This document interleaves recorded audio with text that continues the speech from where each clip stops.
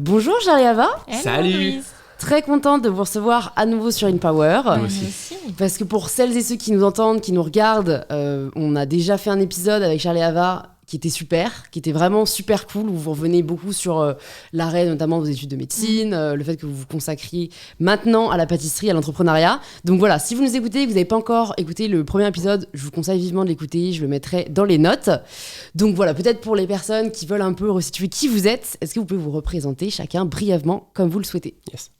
Ok, bah moi c'est Ava, j'ai 26 ans aujourd'hui. Et regarde Charles, Il y a eu un un Non, petit mais doute. tu sais, Non, parce qu'il faut savoir que dans notre Ça boîte, passe je valide tout d'abord. non, C'est le modèle. C'est Ça le passe business très model. vite. Non, j'ai 26 ans. Du coup, on était en médecine et on a arrêté pour faire de la pâtisserie, plus précisément des formations en ligne de pâtisserie. Ouais. Voilà comment je peux me présenter.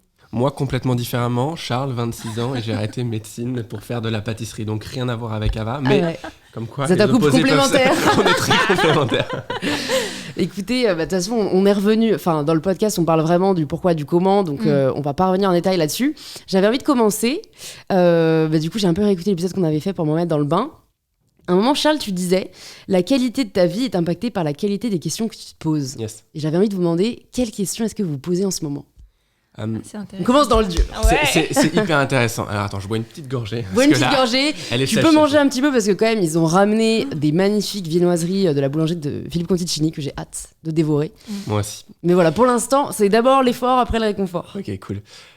Ouais, cette question-là, c'est une question qu'avec Ava, on essaye de se poser régulièrement et on encourage vraiment les gens à se la poser le plus régulièrement possible. C'est comment je peux passer beaucoup plus de mon temps sur ce qui me rend le plus heureux, en fait. Mhm. Ça, c'est la question qu'on se pose le plus en ce moment. On sait que nous, les premiers, et c'est un truc qui est assez général, on a tendance à vivre un peu dans le flow de sa vie. Genre, t'es dedans, tu te réveilles le matin, tu vas te coucher le soir, et t'as pas trop vraiment pris de recul sur où t'en es et qu'est-ce que t'as envie de faire, qu'est-ce qui te rend vraiment heureux. Et nous, on pense à que tant que t'as pas mis de conscience sur ce qui te rend heureux, tu peux pas consciemment prendre des décisions de faire ce qui te rend heureux. Mhm. Et donc, on a un mentor, un coach qui s'appelle Julien Mussy qui nous dit quand tu prends pas consciemment le choix de t'honorer dans ta vie, tu fais en fait inconsciemment le choix de remplir ta vie en fait d'un truc qui va te rendre malheureux. Mhm. Et ça, c'est un truc que vraiment on a essayé de conscientiser et on se dit, peut-être pas tous les jours, mais le maximum, qu'est-ce qui nous rend le plus heureux? Comment on peut faire un maximum de ce truc-là aujourd'hui? Ouais. Donc on s'est posé cette question il y a pas longtemps, il y a quelques mois maintenant, même si on essaie de le faire régulièrement. Et là, on s'est rendu compte en fait que on était bien dans ce qu'on faisait, dans le sens où on adore notre entreprise, on adore faire de la pâtisserie, partager ça avec les gens, mais on avait envie d'autre chose, on avait l'impression qu'on pouvait donner un petit peu plus. Et en fait, cette question, on se l'est posée, on s'est dit, je crois qu'en fait, on va un peu se reconvertir encore une fois avec Charles, et on va partir un petit peu plus dans l'accompagnement des gens pour qu'ils se sentent encore mieux, autrement que juste à travers la pâtisserie. Donc en fait, on s'est posé cette question il n'y a pas longtemps, et du coup, on a ouvert une nouvelle voie, on va dire, on n'a pas changé, mais on a ouvert une nouvelle voie qu'on suit en même temps que la pâtisserie maintenant. Trop cool. Ça me fait venir pas mal de questions. J'allais vous demander si concrètement vous aviez un exemple, mais c'est super, Ava, t'as rebondi dessus. Et est-ce que, déjà, je me dis, est-ce que vous n'aviez pas peur parce qu'en fait, ça peut faire peur comme ça, le changement, surtout quand il est régulier. Se lancer dans une nouvelle aventure, c'est très dur en fait de faire la part des choses entre, est-ce qu'on est vraiment arrivé au bout? Est-ce que c'est une distraction? Est-ce que en fait, c'est une volonté profonde? Voilà. Est-ce que vous n'avez pas peur chaque année de vous dire, en fait, tiens, on a plus envie de rebifurquer, tiens, on a plus envie de faire ça? C'est vous embrassez vraiment cette volonté de changement? Ouais, depuis qu'on a arrêté médecine, c'était vraiment une décision hyper compliquée parce que moi j'étais très non mais je vais être médecin. On en a déjà beaucoup parlé pour le premier podcast. Mais tu peux en parler sur ce que tu ressentais parce que je pense que beaucoup de gens ça fait peur. ont cette décision hyper difficile entre le rationnel et l'émotionnel presque. Je me disais je vais être médecin, c'est trop cool, je vais aider les gens, je vais tout ce que tu peux imaginer du métier de médecin, et puis tu te dis j'ai déjà fait 5 ans, je vais pas m'arrêter maintenant, toutes ces questions-là qui venaient. Et en fait, avoir pris la décision de changer pour vraiment dans une vie qui me convient le plus, je me suis rendu compte qu'en fait, j'aurais pas qu'un seul métier dans ma vie. À partir du moment où j'ai fait cette première transition, je me suis dit, en fait, c'est pas grave, je sais que j'évolue moi en tant que personne, et forcément, je peux pas faire la même chose tout le temps, tu vois. Je pense que la vie va nous proposer plein de choses. On va avoir des opportunités, on va évoluer, on va apprendre des nouvelles choses, on va se développer, ce qui fera que notre métier va se développer toute notre vie. Je pense vraiment que, en fait, une fois qu'on a sauté le premier pas avec la médecine, ça fait peur toujours de faire quelque chose d'autre. C'est clair. Mais le plus grand saut avait déjà été fait. C'est ça. Je pense, en tout cas, pour moi, c'était ça. Ouais, en fait, je crois que vraiment, il faut qu'il se passe un truc dans ton cerveau pour faire le premier saut. Et c'est un peu ce que, je crois, David Laroche appelle les autoroutes neuronales. Genre, quand ton cerveau a déjà fait une fois un truc aussi inconfortable, il peut le faire beaucoup plus facilement derrière. Et tu parlais d'un truc super intéressant de comment tu distingues un truc qui est vraiment profond et qu'il faut vraiment que tu assouvisses ou une espèce de lubie où t'en as juste un peu marre. Et un caprice, un passage. Je sais qu'on rencontre pas mal de personnes qui nous disent mais j'ai peur qu'en fait ce soit un caprice mon truc, etc. Et nous, on a mis en place un exercice qui permet vraiment de différencier ces choses-là et qui nous a aidé à sauter ce deuxième pas et à être encore plus épanouis dans notre vie actuellement. C'est le travail d'en fait te demander quelles sont ce qu'on appelle les 3 valeurs intrinsèques, tes 3 valeurs les plus profondes. Et je sais que je m'étais déjà demandé dans ma vie quelles étaient mes valeurs. Et tu sais, c'est un peu un truc qu'on se demande, on se dit, ouais, moi j'ai des valeurs, générosité, bonté, gentillesse, etc. Je me suis rendu compte que ça, c'était un petit peu, je vais pas dire du pipeau parce que je vais pas être trop cash, c'est mais la surface, c'est un peu superficiel. C'est très généraliste, quoi. C'est C'est un très peu généraliste. des lignes de conduite évidentes. En fait, c'est ce que la société voudrait voir de toi, c'est ce que t'aimerais voir de toi, mais la plupart du temps, c'est pas toi. Genre, ça veut pas dire que tu peux pas être gentil et généreux, mais nous, Tu m'as apporté des viennoiseries, Charles, tu es gentil et généreux. Je te le dis. Mais tu veux utiliser un truc, c'est parce que j'ai envie que tu penses que je suis gentil et généreux, en fait. Ouais. Et ça veut pas dire que c'est pas vrai, mais c'est pas les 3 trucs qui me caractérisent le plus, en fait. Ouais. Et un jour, un coach nous a posé la question différemment. Il nous a dit, OK, il nous a fait prendre une feuille blanche et il nous a dit, dessinez votre vie de rêve dans 10 ans et mettez les premiers trucs qui vous passent par l'esprit. Et alors, tu dessines des trucs. Et puis après, il te fait regarder ton dessin et il te dit, bah, c'est ça tes valeurs, en fait. Et j'avais mis un trophée qui signifiait la réussite. J'avais mis un avion qui signifiait le voyage. Et j'avais mis... Et je suis vraiment honnête avec moi-même là-dessus, j'avais mis un billet. Genre, je voulais gagner plus d'argent dans ma vie et je voulais pouvoir vivre plus d'expériences, etc. Et j'avais vraiment ces 3 choses-là. Et il nous avait dit, bah voilà vos valeurs. Gagner plus d'argent, voyager. Et j'avais mis un cœur autour de tout ça parce que c'était mon couple, ma famille, etc. Il dit, bah en fait, voilà, c'est ça tes valeurs. C'est ton couple, la réussite et gagner de l'argent. Et ça m'a fait mal parce que je me suis dit... c'est pas l'image que tu as envie d'avoir de toi-même. C'est pas l'image que j'ai envie d'avoir de moi. Genre, ça m'a vraiment blessé. Et presque dans un premier temps, je me suis jugé de ça. Et je me suis rendu compte que tant que je me jugeais d'être moi-même, je pouvais pas être 100% moi-même et briller en étant moi. Et je crois vraiment que tu ne peux briller qu'en acceptant quitter, en comprenant quitter et en allant à 100% dans quitter et en essayant d'être la meilleure version de toi-même. Tu le dis toi-même, my better self. Et en fait, tu peux pas être la meilleure version de toi-même si tu sais pas c'est qui toi-même. Et cet exo-là, il a vraiment changé, en tout cas ma vie. Je veux jamais parler pour Ava, pardon. Mais, ok, mes valeurs, c'est ça. J'y vais. Du coup, une fois que tu as tes valeurs, une fois que tu as réfléchi à tout ça, bah, effectivement, quand tu te sens pas bien dans un endroit et que tu te dis je vais changer, pour savoir justement si c'est juste un truc passager ou quoi, on essaie toujours de se rattacher à ces valeurs en mode est-ce que je vais les combler encore plus en changeant ? Et effectivement, si moi par exemple mon couple c'est ma valeur numéro 1 parce que c'est le plus important pour moi aujourd'hui, est-ce que en changeant je vais changer quelque chose de positif dans mon couple ? Et si c'est oui, bah en fait c'est que ça va être dans mes valeurs et je suis au bon endroit. Ouais. En fait, je pense que au-delà de se poser la question est-ce que c'est juste une lubie, est-ce que c'est passager, est-ce que c'est tout ça, qu'on essaie de rattacher ça à nos valeurs hautes, ça nous permet d'avoir un peu en fait, une fois que tu les as, c'est comme si tu avais ta ligne de conduite, tu vois. Tu sais que ça peut évoluer, mais tu as ton GPS et tu sais que si normalement tu t'y fies pour toujours les honorer, bah normalement tu seras sur le bon chemin. Et puis avoir conscience que si tu changes et que c'est pas le bon chemin, tu peux toujours rechanger, tu vois. Ouais. Parce que tes valeurs ça, c'est hyper évoluent. libérateur. C'est ça. Tes valeurs évoluent au fur et à mesure que toi t'évolues. Genre. Et évidemment que si à un moment donné j'ai eu la valeur argent, le jour où j'en aurai assez entre guillemets ouais. suffisamment pour l'avoir comblé, parce que ça c'est hyper, personne n'a besoin de la même somme pour combler. Tout le monde a besoin d'argent, ça c'est une vérité. Tout le monde n'a pas besoin de autant sur son compte pour se sentir serein. Et évidemment qu'une fois que j'aurai ça, bah, ça va se remplacer naturellement par mes valeurs. Et à ce moment-là, il faudra que je me repose la question, quelles sont mes valeurs ? Comment je peux les honorer au maximum ?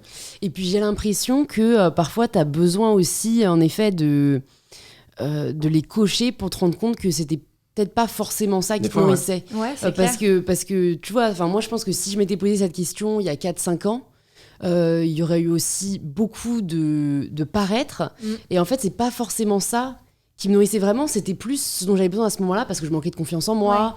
Ouais, et j'ai l'impression que c'est un peu comme un oignon où en fait, à chaque fois, tu vas enlever à chaque fois des couches. Ouais. Et à la fin, alors j'espère que ça va arriver assez vite, mais à un moment, tu arrives au noyau dur et en fait, ok, profondément, en fait, c'était quoi que je cherchais vraiment. Mais tant que t'as pas enlevé ces couches-là, c'est dur d'y accéder, quoi. En fait, ce qu'on essaie de se poser comme question aussi, c'est ok, ma valeur, ça va être mon couple, mais pourquoi ? Pourquoi c'est mon couple ? Qu'est-ce que ça m'apporte ? Et en fait, quand tu enlèves justement les couches, comme tu dis, tu te rends compte que si tu veux de l'argent, c'est pour te sentir fier de toi, pour avoir de la reconnaissance. On sait que la reconnaissance, c'est un besoin viscéral, social. Voilà. Et en fait, quand tu enlèves les couches comme ça, tu te rends compte du pourquoi vraiment le plus profond. Et ça te permet de guider aussi.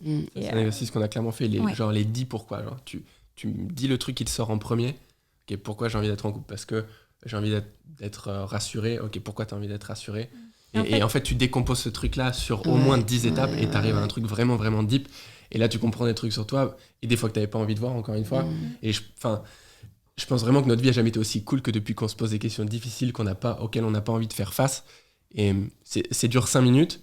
Après, tu te dis, ok, je m'accepte là-dedans. Et un peu plus. Moi, c'est un peu plus que 5 minutes. J'avoue que j'abuse un peu. Non, c'est dur pendant un court moment. C'est viser le long terme et pas le court terme. C'est viser le long terme et le court terme. Enfin, encore une fois, nous, ce qu'on nous a appris et ce qui a vraiment transformé notre vie, c'est la vie, c'est une succession de choix. Et en général, t'en as deux. Très souvent, t'as 2 choix. T'en as un qui va être confortable à court terme, l'autre qui va être inconfortable à court terme. Mais tu sais qu'à long terme, il y a de grandes chances, genre t'es jamais sûr dans la vie, mais il y a de grandes chances qu'il soit bénéfique pour toi. Et 95% des gens prennent le choix court terme.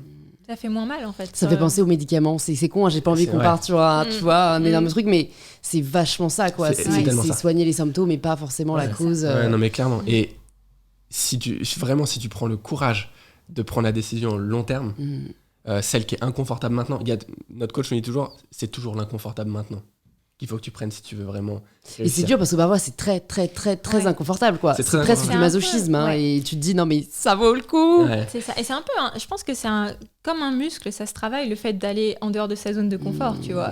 Et plus tu le fais, plus c'est une habitude et après t'es dans le truc. En fait, quand t'as testé une fois de sortir de ta zone de confort et t'as vu tout le bonheur que ça pouvait t'apporter, en tout cas tout le positif que ça peut t'apporter, même s'il y a du négatif, parce que je pense que dans la vie tout est équilibré, tu peux pas avoir que du positif ou que du négatif, mais une fois que t'es sorti une fois, c'est plus simple après de faire les autres sorties de zone de confort. Comme on disait pour le fait de changer de vie une fois, c'est qu'après tu connais, donc en fait c'est toujours l'incertitude qui fait le plus peur au final. Je lisais un livre là récemment d'un mec qui est vraiment, c'est un marketeur, c'était un pur livre de marketing, mais il y avait des concepts vraiment intéressants. Il parlait de la little bitch inside. C'est vraiment cette petite voix que tu as dans ta tête et qui veut te tirer vers le bas. Genre tu te dis demain, je me lève à 6h, je vais courir, le réveil sonne à 6h, et t'entends vraiment cette voix qui te dit Charles, on est bien là. On est bien, vas-y, pourquoi on reste. Est-ce que je vais aller m'imposer Est-ce que ça franchement, parce que là je crois qu'il pleut, et vraiment t'as pas envie d'y aller.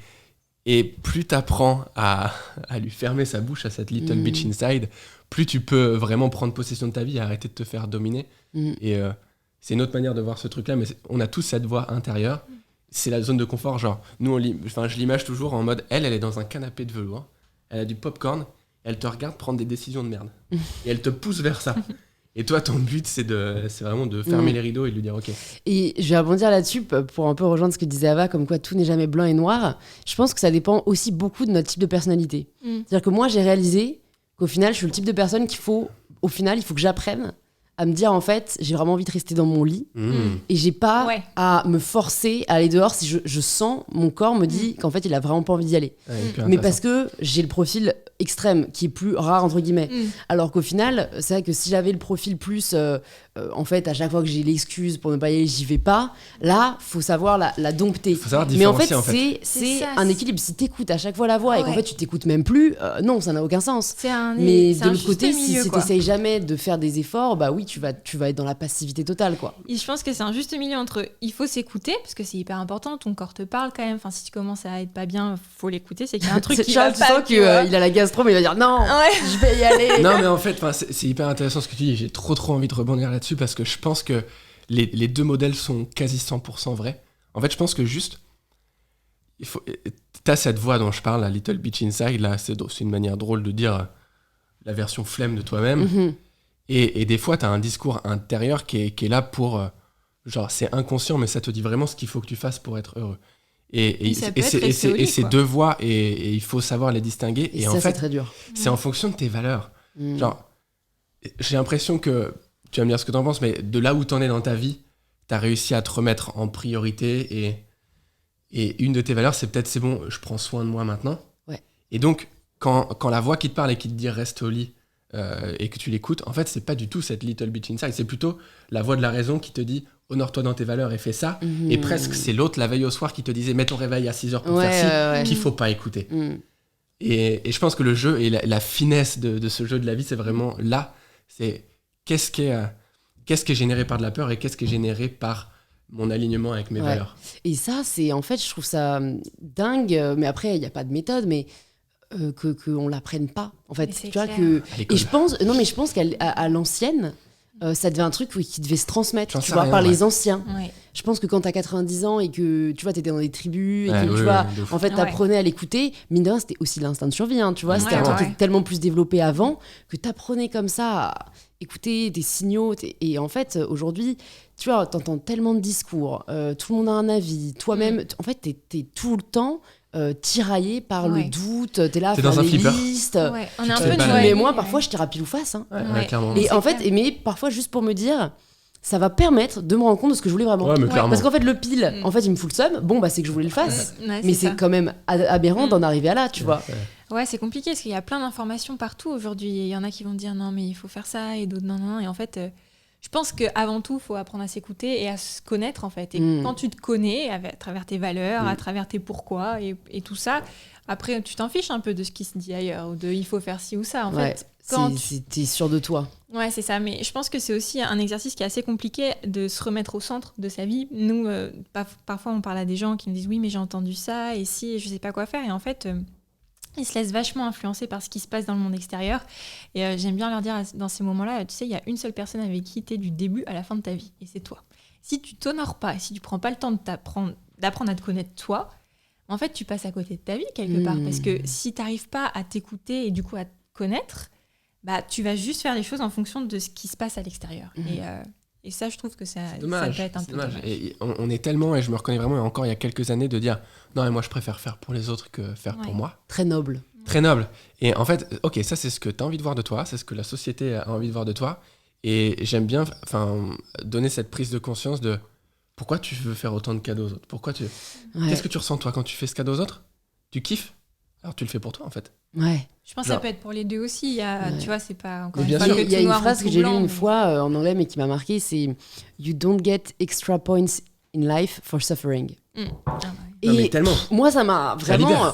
En fait, tu gagnes pas des points pour te sacrifier, en fait. Non. C'est juste une construction sociale de toi, encore une fois, l'image que tu vas envoyer de toi-même. Mais en fait, si à la fin t'es malheureux, cimer le sacrifice, quoi, tu vois. Ouais. Aujourd'hui, on oppose réussite, épanouissement et altruisme. Oui, c'est vrai. Genre, tu vas être altruiste et tu vas souffrir, ou alors tu vas tout prendre pour toi. Tu vas être un méchant riche qui tape sur la tête. Genre, il y en a, ça existe, mais c'est tellement pas ça. Enfin, dans la vision qu'on a aujourd'hui, notre niveau de réussite est vraiment corrélé, selon nous, à la hauteur à laquelle on apporte des choses aux gens. Bah oui, et puis vous parliez beaucoup dans le dernier épisode, et là on en a parlé un peu, mais de la vie de David Laroche, qui est un exemple de réussite sociale, financière, et au final on voit que, je me rappelle, comme j'ai écouté l'épisode, Ava, toi tu disais, sa formation a changé ma vie. Ah bah c'est clair. Donc en fait c'est hyper altruiste d'aider les gens à changer de vie, à être épanoui, tu vois. Et t'as pas à souffrir sur le process. Mais il y a l'altruisme, et mon papa me disait souvent, Ava, tombe pas dans l'altruisme sacrificiel. Mon papa il aime bien dire des mots rigolos comme ça, et j'ai pris du temps à le comprendre, mais c'est vrai que... Il y a l'altruisme et puis il y a les sacrifices et je pense qu'il faut pas s'oublier dans le process, quoi. Il faut faire attention à soi. Il y a une question que j'ai envie de vous poser aussi là depuis qu'on parle de tout ça. J'ai l'impression que l'année dernière, quand on s'était vu, vous n'avez pas encore travaillé avec un coach. Non. Vous aviez déjà entamé un travail de développement personnel.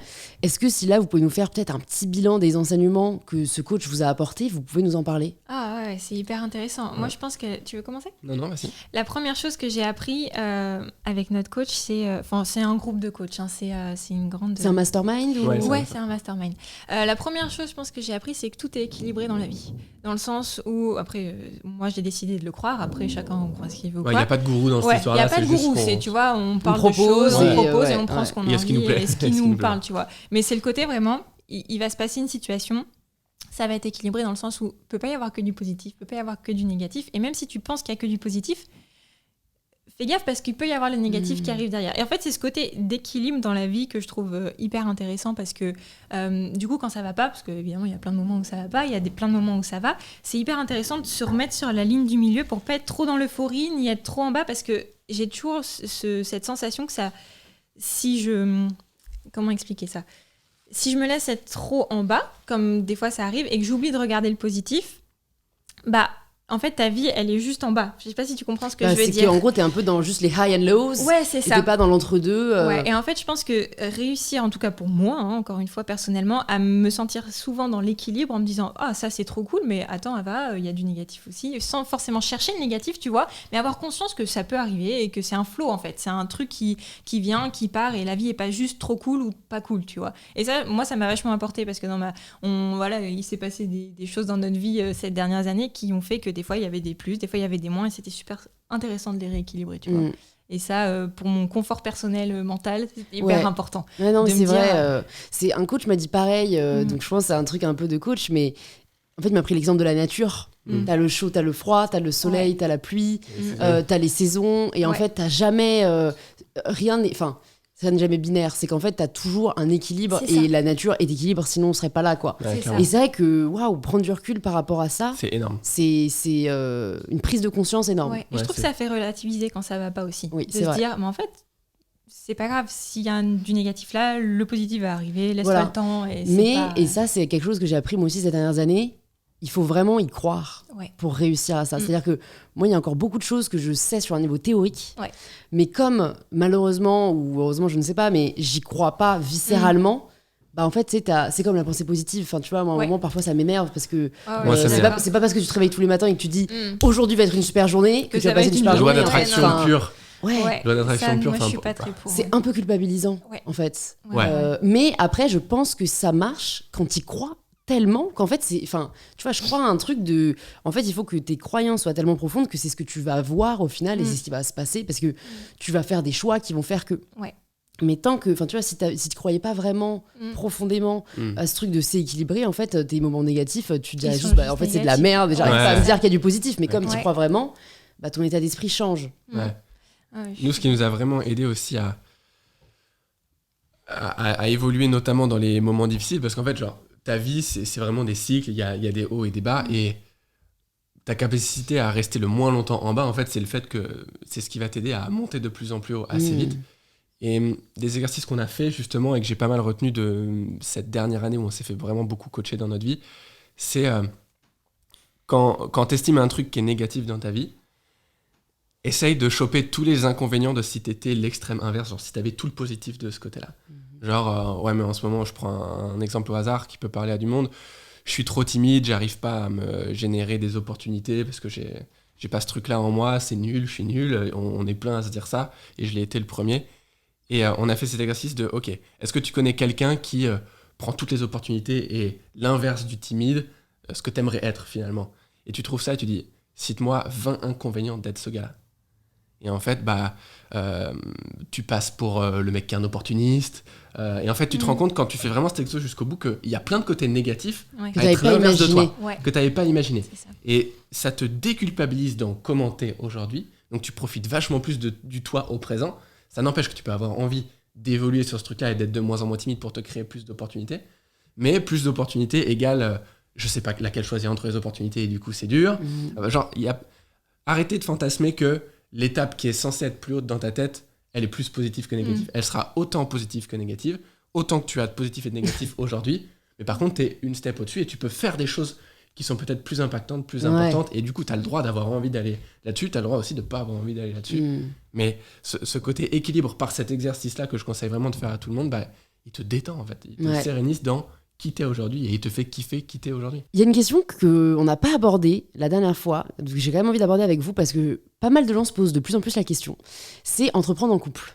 Parce que c'est quand même ce que vous avez fait. Attends, on voudrait repartir en bon terme avec Ava.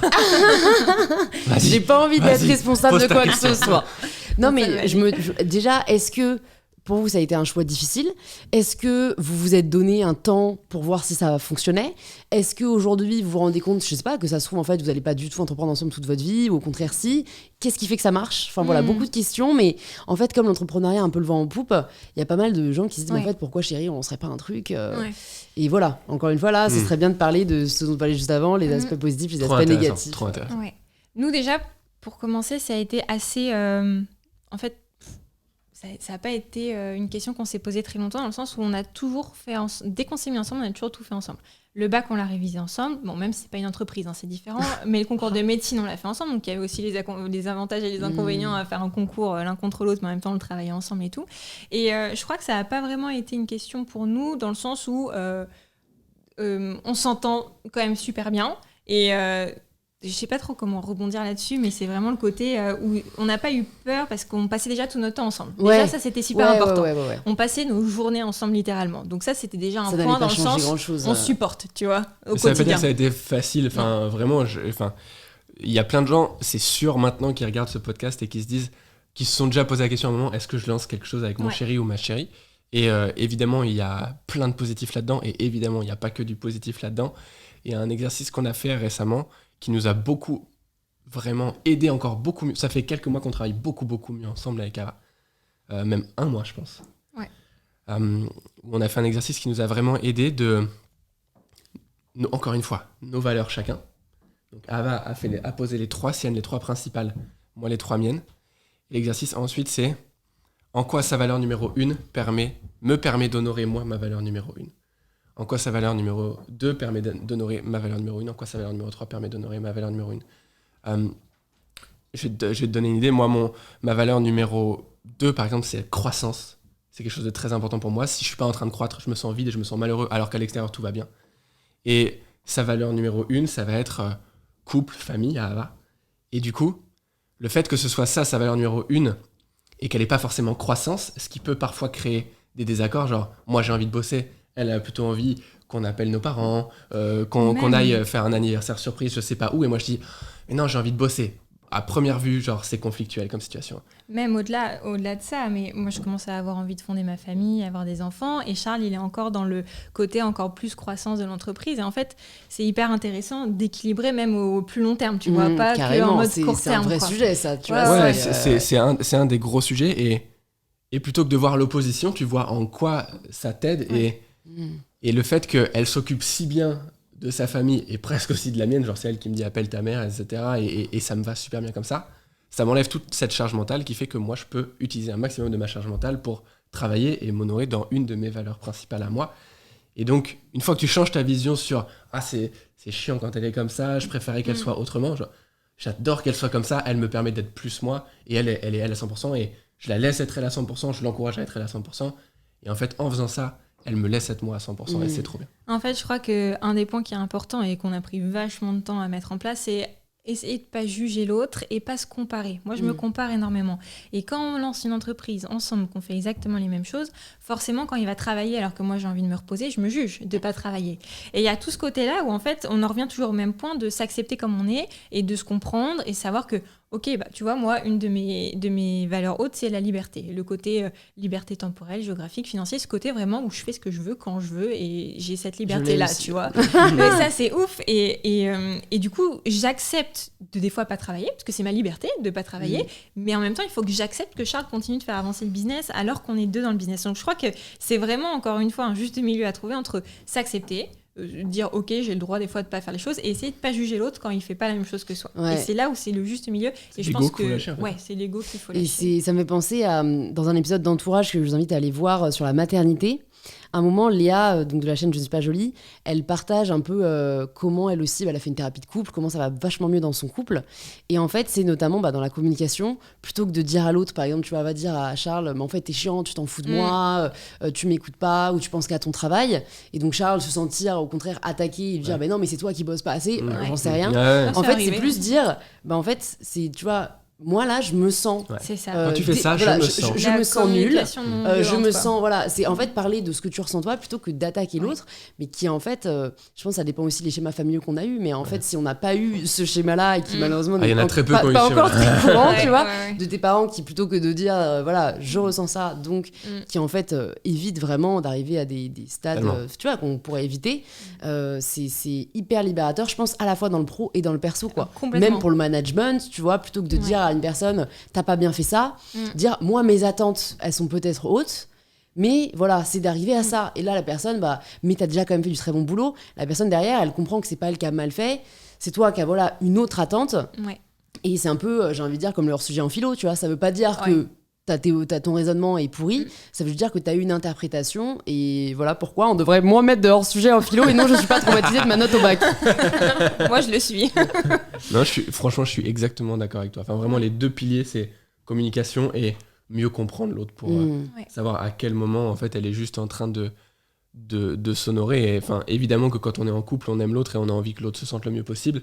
Et quand tu te mets à voir les actions qui te déplaisaient au départ comme elle est en train de faire un truc qui va la rendre bien, tu te dis juste j'ai envie qu'elle soit bien en fait. Donc vas-y, fais ça à fond. Par contre, laisse-moi faire ce dont moi j'ai besoin et à partir de là, ça se passe super plus facilement. Et pour ceux qui aimeraient se lancer, je pense qu'un conseil, c'est genre parler quoi. Au-delà de juste essayer de parler avec une communication non violente, même si vous êtes un peu violent, c'est pas très grave, mais verbalement j'entends, mais parler quoi, communiquer. La communication pour moi c'est le plus important parce que si tu gardes les choses pour toi, ça va faire de la rancœur, tu vas être en colère, dans ton après ton couple, ça va pas aller non plus. Enfin, vraiment, la communication, peu importe la forme, si vous arrivez à mettre les mots et la forme, c'est super. Si vous n'y arrivez pas, essayez de parler quand même avec votre cœur, parce que si tu laisses des trucs sous le tapis, ça va ressortir. Ça finit toujours par ressortir. Ça va pas. Et je pense que la clé, c'est quand même la communication. Dès le début, on essayait de se parler. Même si on a appris à se parler petit à petit, tu vois, à se parler correctement. Mais je pense que ça, c'est le plus important. Et vous arrivez à mettre des temps hors pro ou pas encore ? Parce que c'est jeune entrepreneur, là, quand même, tu vois. Ouais. Je pense que c'est un stade qu'on arrive peut-être plus tard, mais voilà, je me posais la question si vous mettiez un peu des règles. On s'en met pas trop. On essaye de le faire. On essaie de partir en date régulièrement. On va au resto. On essaie de se faire dessiner des moments où on essaie de pas parler boulot. Mais en fait, comme on aime tellement ce qu'on fait, c'est notre quotidien. Donc, c'est pas genre, oh non, on parle encore boulot. C'est non.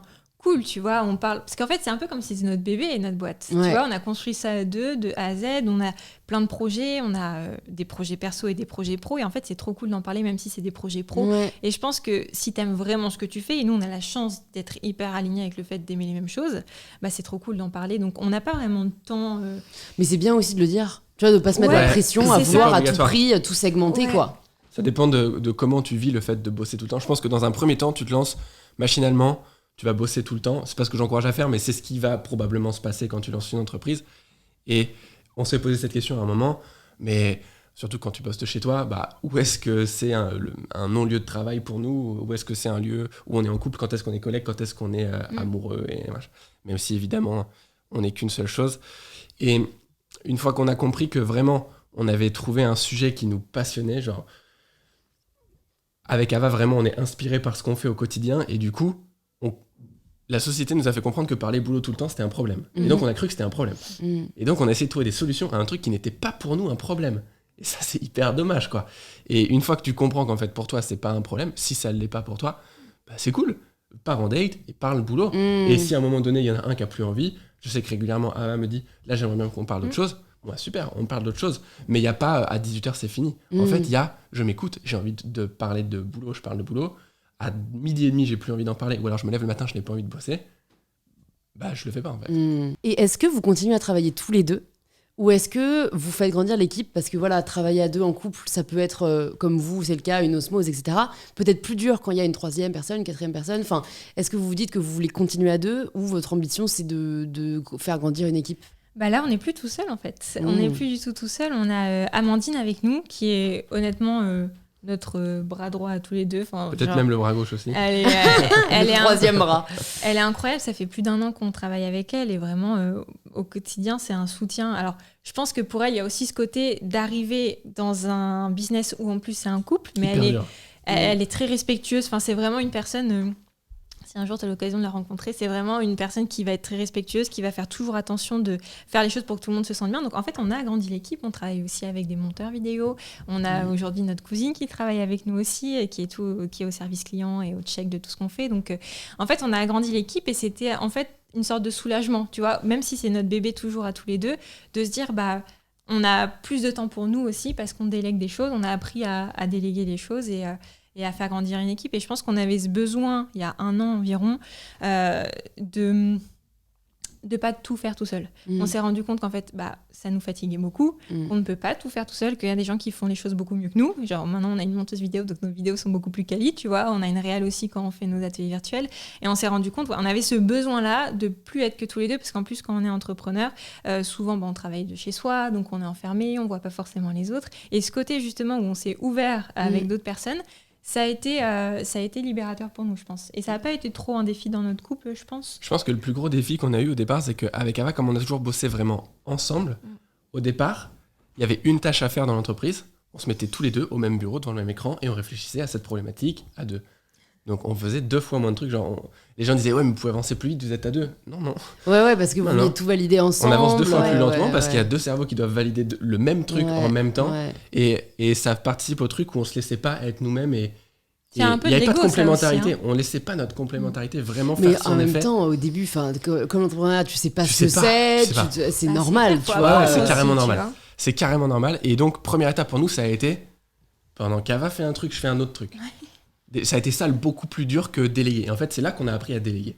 C'est-à-dire que moi qui avais ce côté un peu où j'ai envie de tout checker et tout machin, j'ai dû apprendre à relâcher ça, À faire confiance à à d'autres faire personnes confiance. aussi. Et Ava qui avait peut-être un peu plus le côté j'ai peur de mal faire, etc. Mais certainement encouragé par mon truc, évidemment, à relâcher ça. Et là, on a commencé à progresser beaucoup plus vite. Et donc, derrière, c'était assez naturel de déléguer avec d'autres personnes. Surtout que quand tu lances une entreprise, c'est pas pour rien que ça s'appelle l'auto-entreprise. C'est que vraiment, l'entreprise, c'est toi au départ. Et petit à petit, on grandissait, on se rendait compte qu'on était en train de créer un truc qui était plus gros que nous. Ouais. Genre, ça dépend plus que de nous. Et aujourd'hui, on en est à une étape où je sais pas exactement 100% de ce qui se passe à l'intérieur de notre boîte. Et en fait, j'en suis très content parce que c'est une entité à part entière. Et en fait, il y a Charles et Ava, et on bosse dans cette entreprise. On la dirige du mieux qu'on peut. Ouais. Mais le truc est plus grand. Le truc est plus grand, et ça veut aussi dire que si un jour, c'est pas le cas maintenant, mais si un jour on a envie d'arrêter, ça veut pas dire que ça s'arrêtera. Ouais, c'est ça. Parce que ça existe sans nous maintenant. Et aujourd'hui, on a des nouveaux objectifs, où on a envie de lancer cette nouvelle boîte qu'on vient de lancer, etc. Et du coup, on a moins de temps à consacrer à la première.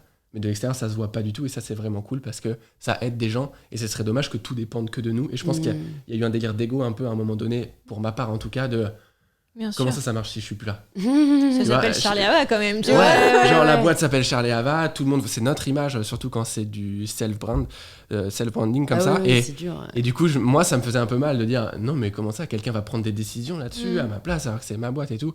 Et c'est tellement mieux en fait de retirer l'ego. Enfin, plus je retire l'ego de ma vie, plus je me sens bien. Vraiment, et c'est un truc que j'encourage les gens à faire. Ça ôte une pression aussi, quoi. Ça ôte une pression de C'est- ouf. ouais. Puis il y a des gens qui sont meilleurs que toi pour faire ce que tu étais en train de faire Ouais, c'est ça. et qui kiffent plus le faire. Souvent, l'entrepreneuriat, il faut quand même avoir un peu, nous en tout cas, c'est ce qu'on a appris, savoir un peu toutes les étapes de ta boîte. Tu vois, nous, il y avait le montage vidéo, le tournage, après la mise en ligne, tout ça, et le suivi client. Et en fait, une fois que tu as touché un petit peu à tout, c'est facile de déléguer parce que tu peux aider les gens qui connaissent pas forcément. Tu peux les former. Ouais, c'est ça, ouais, exactement. ouais. Donc, on a touché un petit peu à tout pendant 2 ans environ, et après, on s'est dit, bon, on va agrandir le truc. Faut Quoi. maîtriser le 80-20, c'est ce qu'on a appris ça. en entrepreneuriat. Si tu maîtrises 80% du sujet, tu es capable de diriger ton équipe derrière. Ils sont meilleurs que toi, mais si à un moment tu vois un truc parce que c'est ta vision, c'est ta boîte, C'est ça. forcément tu vois des trucs que les gens voient pas, tu peux les diriger. Mais si tu comprends rien à ce qu'il est en train de faire, genre, il y a une différence entre déléguer et se débarrasser d'un truc. Ouais. Nous, il y a vraiment des tâches dans notre boîte qui commençaient vraiment à nous saouler.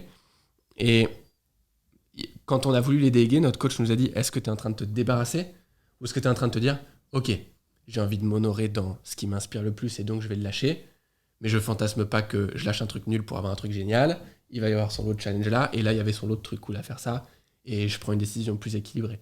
Et donc on a réussi plus ou moins à faire ça, ce qui fait qu'aujourd'hui c'est stable et ça n'a pas créé de... Quand tu délègues dans cette énergie de je me débarrasse, il y a de fortes chances que tu aies du mal à recruter la bonne personne. Tu sais, on parle souvent de... C'est dur de recruter, trouver les bons, etc. Mais je pense que c'est vraiment ça dépend de ton énergie au moment où tu es en train d'essayer de déléguer le truc. Si tu es vraiment... Tu te sens bien, tu cherches la bonne personne, tu prends ton temps, il y a de fortes chances que tu trouves la bonne. Si tu es en mode j'en peux plus la semaine prochaine, il faut que je trouve quelqu'un, j'en ai ras-le-bol de ça, et tu râles, et tu râles, et tu râles. La personne à qui tu vas faire l'entretien, tu vas dire bon, moi j'en peux plus, clairement, il faut que tu fasses ça. Elle, déjà, elle est pas hyper inspirée à bosser dans une boîte comme ça, et il y a de fortes chances que tu trouves. Même si c'est la même personne, elle aura la moins bonne énergie à travailler chez toi, et elle créera des mauvais résultats. Carrément, et c'est un sujet que je voulais aborder avec vous, du coup vous en parlez quand même un peu, mais comment vous arrivez à garder la passion quand ça devient votre travail ? Je trouve que c'est un sujet très difficile, parce que moi j'ai vu une différence, tu vois, entre le moment où ce que je faisais c'était mon hobby, parce que j'avais les cours à côté, et donc tu vois, j'en avais un peu marre, entre guillemets, le truc négatif dans ma vie c'était un peu les cours, et le truc positif c'était tout rose, mes réseaux et tous mes projets. Et en fait, quand tu te mets à plein temps, donc forcément, t'as plus quelque chose à côté qui devient en fait le truc négatif qui doit exister. Et je pense que la question que vous posez et qu'on invite à se poser, qu'est-ce qui me rend heureux, aide énormément. Mais voilà, je voulais savoir si vous avez vécu un peu ce truc-là de, en fait, au début, on pense que faire que de la pâtisserie, ça va être tout rose et ça va être génial et je vais faire de ma passion mon travail. En fait, la passion, c'est un peu comme l'amour, en fait, ça dure 3 ans et après, il faut apprendre sur le long terme à entretenir la flamme, quoi. Bah, je pense que c'est justement quand on a commencé à se dire, en fait, on pâtisse même plus pour le plaisir, tu vois, mais juste on pâtisse parce qu'il faut pâtisser, parce qu'il faut faire tout ça. C'est là qu'on s'est dit, ok, bon, il y a un petit souci, on va réduire déjà les vidéos qu'on fait, parce qu'on faisait une vidéo, comme je te disais tout à l'heure, 2 vidéos par semaine. C'était un rythme qui était énorme, et en fait, quand on s'est rendu compte que ça nous plaisait plus d'avoir un rythme si grand, on a accepté de baisser, et quitte à ce qu'on ait des moins bonnes stats, quitte à ce que ça fonctionne moins bien. Et ça encore, ça fait partie de s'écouter, tu vois. Donc il y a eu cette partie où on a réduit ça, et après, comme on te l'a dit, on a délégué. Donc il y a le côté aussi, on fait plus que ce qui nous plaît dans la boîte. Et encore une fois, on accepte que ça change et que ça évolue. Et au début, c'était trop excitant et on a tout fait nous-mêmes et c'était génial, mais la flamme, elle est toujours là dans le sens où la mission, ça nous inspire quand même toujours autant, tu vois. On a fait cette boîte pour une certaine raison et on la continue aujourd'hui pour la même raison, tu vois.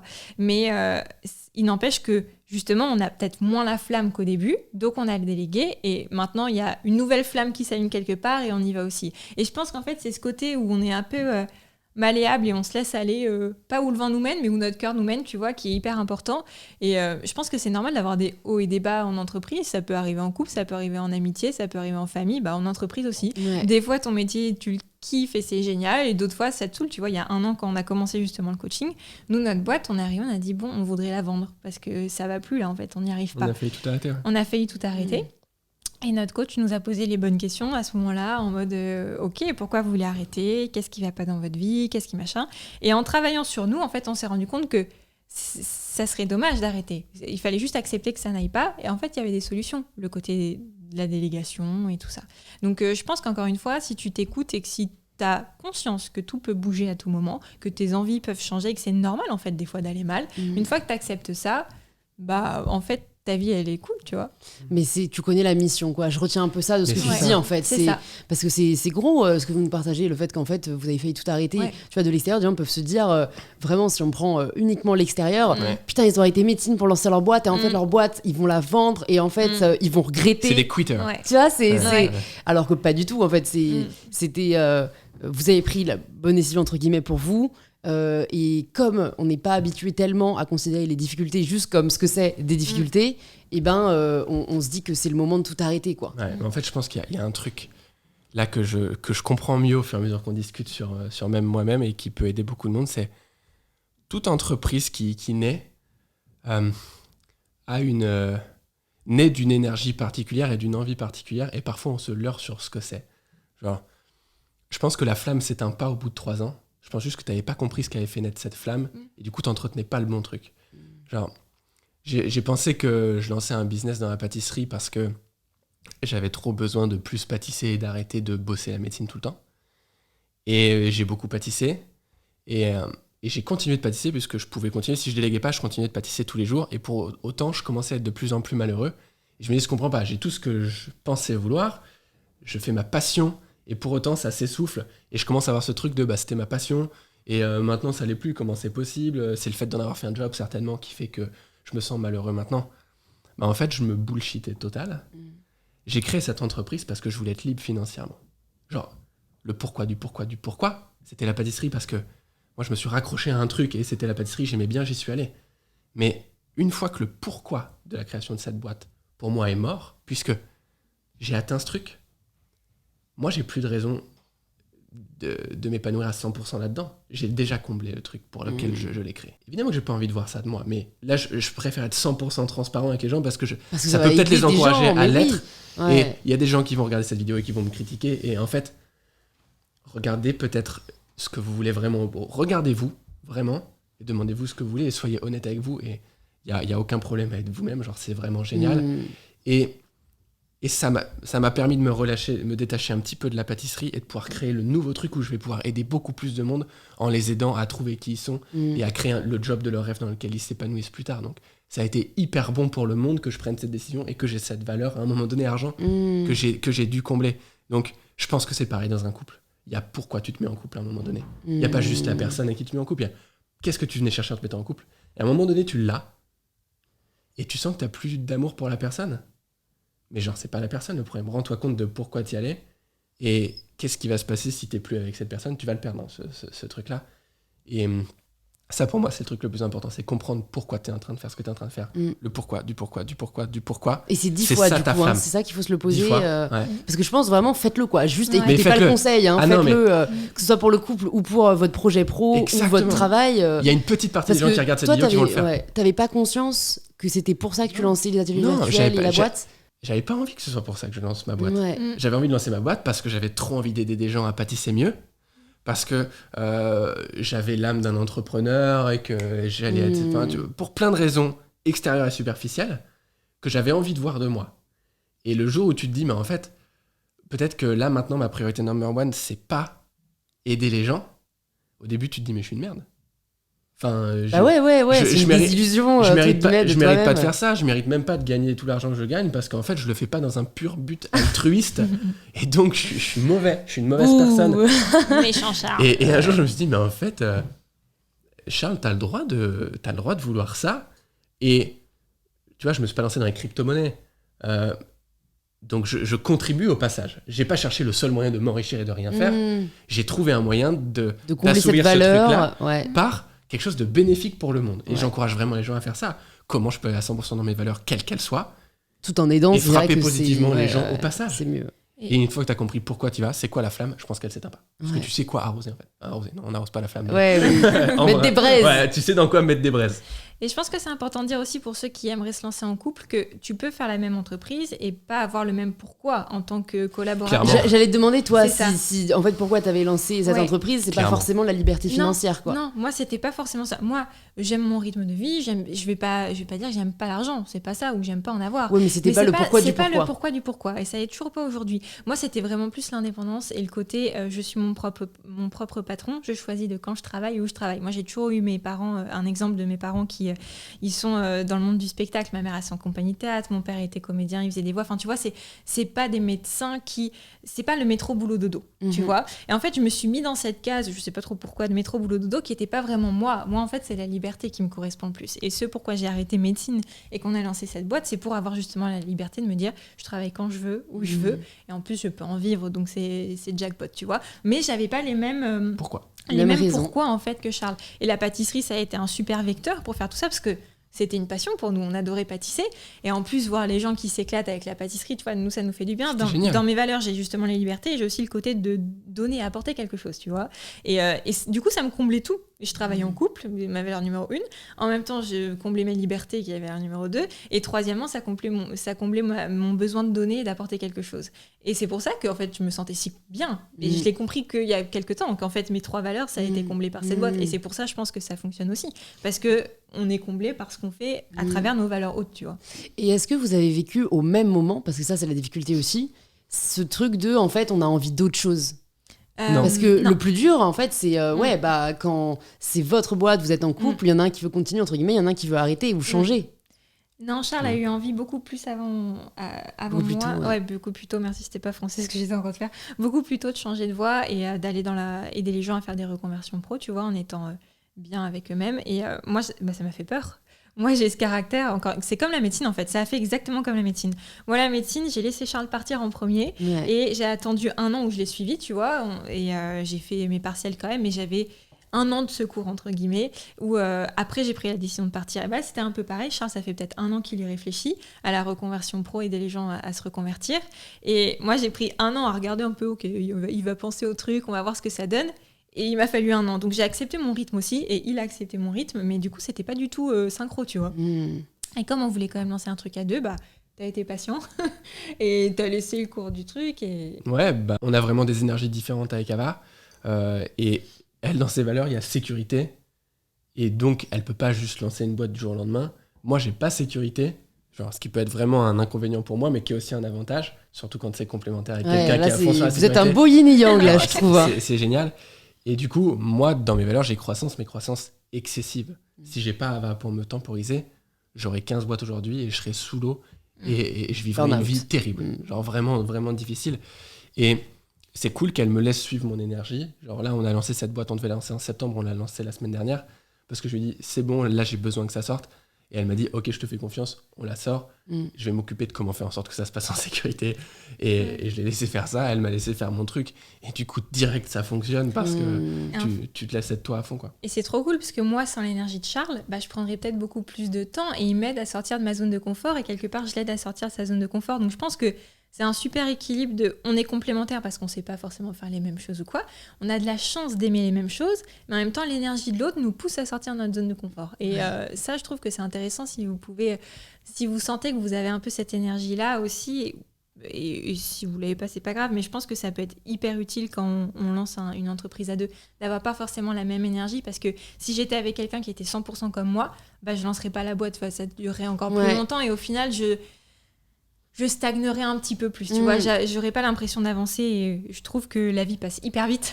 Donc moi, je suis contente d'avoir à côté de moi quelqu'un qui speed un peu, tu vois. Ouais, ah non, c'est hyper intéressant de voir la complémentarité. Et du coup, parlez-nous de ce nouveau projet. Comment vous l'avez mûri ? Qu'est-ce que vous avez, Charles, comment tu as mûri le process et comment vous vous projetez avec ces deux entreprises, du coup ?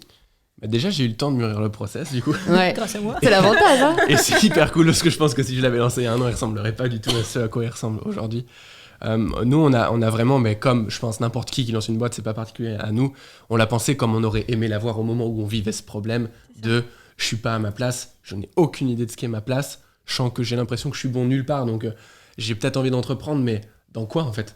Parce que la plupart du temps, nous, on s'est ancré dans un schéma de longues études et d'études assez difficiles, et donc t'as pas la place d'avoir beaucoup de hobbies à côté, et donc de développer des compétences à côté. Donc t'arrives à un moment où tu te dis j'ai fait que ça, et tu te dis plusieurs choses. Tu te dis, j'ai pas fait tout ça pour arrêter.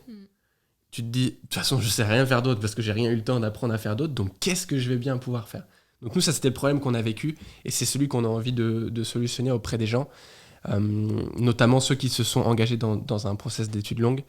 Et nous, on a envie d'accompagner ces gens-là et de leur apprendre tout ce que nous, on a appris. Pas mal de choses dont on est en train de parler depuis tout à l'heure. La fondation pour nous de ce projet, ça va être de leur apprendre à se connaître vraiment profondément. Et deuxième étape, de ne pas se juger sur ce qu'ils viennent de comprendre sur eux, parce que genre juste faire le travail des valeurs, si les gens ont envie de le faire à la maison, ça peut être juste violent et dur comme ça de faire juste le travail des valeurs. Si derrière, tu apprends pas à arrêter de te juger sur ce truc-là, à te détacher du regard des autres qui, eux, vont te juger. Mais de toute façon, ils te jugent déjà aujourd'hui de ce que t'es, ils te jugeront de ce que tu seras, et ils te jugeaient de ce que t'étais il y a 2 ans. Donc ça, c'est pas très grave, mais il faut apprendre à se détacher de ce truc-là. Et après, on leur apprend vraiment à faire un travail qu'on a découvert assez récemment, mais qui est passionnant, de l'ikigai. Je sais pas si tu connais ce concept-là. Ah, mais oui, totalement. Le concept japonais. De la rosace. La rosace, où tu trouves présente, ce dans quoi tu es bon, ce que tu aimes faire, ce pourquoi tu peux être payé et ce dont le monde a besoin. En fait, quand tu trouves le centre de tout ça, théoriquement, tu as trouvé ton ikigai. La mission de vie, on appelle ça. Ta mission de vie en japonais. Et ça paraît très simple comme ça, évidemment. C'est un peu plus complexe, mais il y a une vraie idée derrière, une vraie philosophie que je trouve cool. Où en fait, tu as juste à trouver ça. Et après, tu connais l'idée vers laquelle tu as envie d'aller. Après, il faut savoir comment la matérialiser. C'est là qu'on a envie d'aider les gens aussi. Au moins, tu as le chemin, quoi. Mais au moins, déjà, tu as le chemin. Parce que la plupart des gens se disent, j'ai aucune idée de ce que je peux faire. Parce que souvent, il y a la case de ce dans quoi je suis bon qui est vide. Parce que les gens se sous-estiment vachement, en fait. Ça veut dire qu'ils sont pas vraiment bons quelque part, mais ça veut dire qu'ils ont le syndrome de l'imposteur. Ouais, et puis la solution, c'est de demander aux gens. Hein. Ouais, Demandez à votre sœur, vachement. votre mec, vos amis. Et tout de suite, les gens te disent, est-ce qu'ils reviennent le plus ? Mais d'ailleurs, c'était dans la zone de génie, il y a ça aussi, ce dans quoi les gens disent que vous êtes bon. Ouais. Parce toi, que tu le vois voilà, faut le prendre en compte aussi, quoi. Ah bah c'est clair. Clairement, notre boîte en pâtisserie a vraiment évolué. Quand, en plein séminaire, on a dû demander à tout le monde quelle était notre zone de génie. Et tout le monde a les mêmes choses, qui n'était pas du tout un truc que nous, on pensait de nous. Genre, moi, je pensais que j'étais bon en marketing. Je sais plus ce que dans quoi tu avais dit que tu étais bonne, mais ce que les gens avaient dit de nous, c'était votre énergie, elle est trop cool et on a envie de vous suivre là-dedans et tout. Et du coup, on s'est dit, en fait, c'est pas qu'on joue pas là-dessus, mais on n'utilise pas ce truc-là vraiment à 100% et on essayait d'être bon ailleurs. On essayait de combler des trucs parce que ouais, mais ça, je sais pas si j'en ai déjà parlé dans un podcast, ça m'a fait réfléchir. À un moment, j'ai changé, je crois que c'est avec Gila Clara Kessous, épisode que je vous invite à écouter aussi, qui est génial, qui est prof à Harvard, et qui expliquait qu'en fait, aux États-Unis, on encourage les gens à devenir meilleurs dans ce dans quoi ils sont bons, alors qu'en France on essaye de combler nos faiblesses. C'est clair. Et en fait c'est tellement vrai. Il y a un truc, on a l'impression d'être un puzzle, et en fait il faut absolument qu'on ait tout. Ouais. Et en fait, ça n'a pas tellement d'intérêt d'être moyen partout, quoi. Et en fait, Aucun. on va se dire, je sais pas, il y a aussi une critique de l'élite, il y a ce truc d'ego de, en fait, être le meilleur, et c'est donc vouloir écraser les autres. Ah ouais. Il y a un truc à la fois moral et je sais pas, un truc pour le coup, d'équilibre, mais qui, je pense, ne nous sert pas parce que, en fait, autant capitaliser sur non seulement ce dans quoi on est bon, mais du coup, ce qu'on aime aussi faire et devenir le meilleur là-dedans, quoi. Souvent, c'est Clairement, lié, être la meilleure version de toi-même. C'est C'est être ouais. toi-même. Décidément, j'ai bien choisi ce nom. Non, mais hein. t'as tellement bien choisi ton nom parce que c'est Désolée. trop ça. C'est trop- pris. c'est vrai. Non, mais Charleva, ça veut dire beaucoup de choses. J'espère. En japonais, Charleva, ça veut dire un peu pareil. C'est le synonyme d'Igikai, C'est en le synonyme fait. d'Iggy. Non, mais vraiment, c'est ça. C'est trouve dans quoi t'es bon, entraîne-toi à 100%, deviens le meilleur. Et ça veut. Mais c'est vrai que le mot meilleur, il est un peu dur parce que ça veut dire meilleur que les autres. Genre, Voilà, en c'est fait, on voit obligatoirement que en cette comparaison. partie-là. Mais C'est ça. non, et On j'en devrait dire parle. devenir excellent. Ouais, j'en parle dans mon livre. Pour moi, c'est ça prendre le pouvoir de sa vie, en fait. C'est devenir la meilleure version de soi-même. Et Ouais. donc, ça veut pas dire être meilleur que les autres ou être parfait. Non, complètement. C'est Puis juste selon être la qui, meilleure en plus, version de ouais. toi.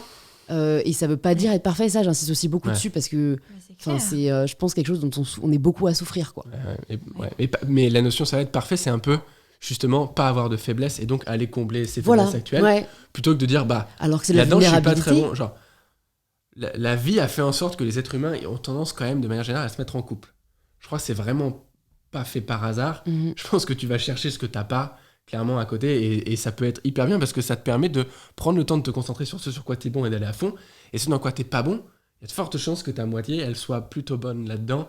Et du coup, bah, c'est pas très grave en fait. Mais même au-delà de ça, même si tu es célibataire et tu es tout seul et tu veux lancer une boîte, Non, en mais fait, évidemment, parce bien que sûr, tu mais- peux avoir des partenaires de boulot sans que ce soit des partenaires de vie. C'est des tu vois. couples. J'ai lancé ma voie célibataire, je peux témoigner. Dans tous les cas, c'est des couples. Dès que tu te mets en association avec Oui. quelqu'un, c'est pas forcément un couple Bah, amoureux, Ouais, c'est ouais. mais il y a très peu d'êtres humains qui atteignent en tout cas un haut niveau d'épanouissement Solo, alone. c'est clair. Enfin, en tout cas, moi, j'ai jamais rencontré cet Ouais. exemple-là. Il doit exister, il y a des contre-exemples à tout, mais vraiment, de manière générale, on est des êtres sociaux et on a envie de s'entourer. Et c'est hyper bien de s'entourer.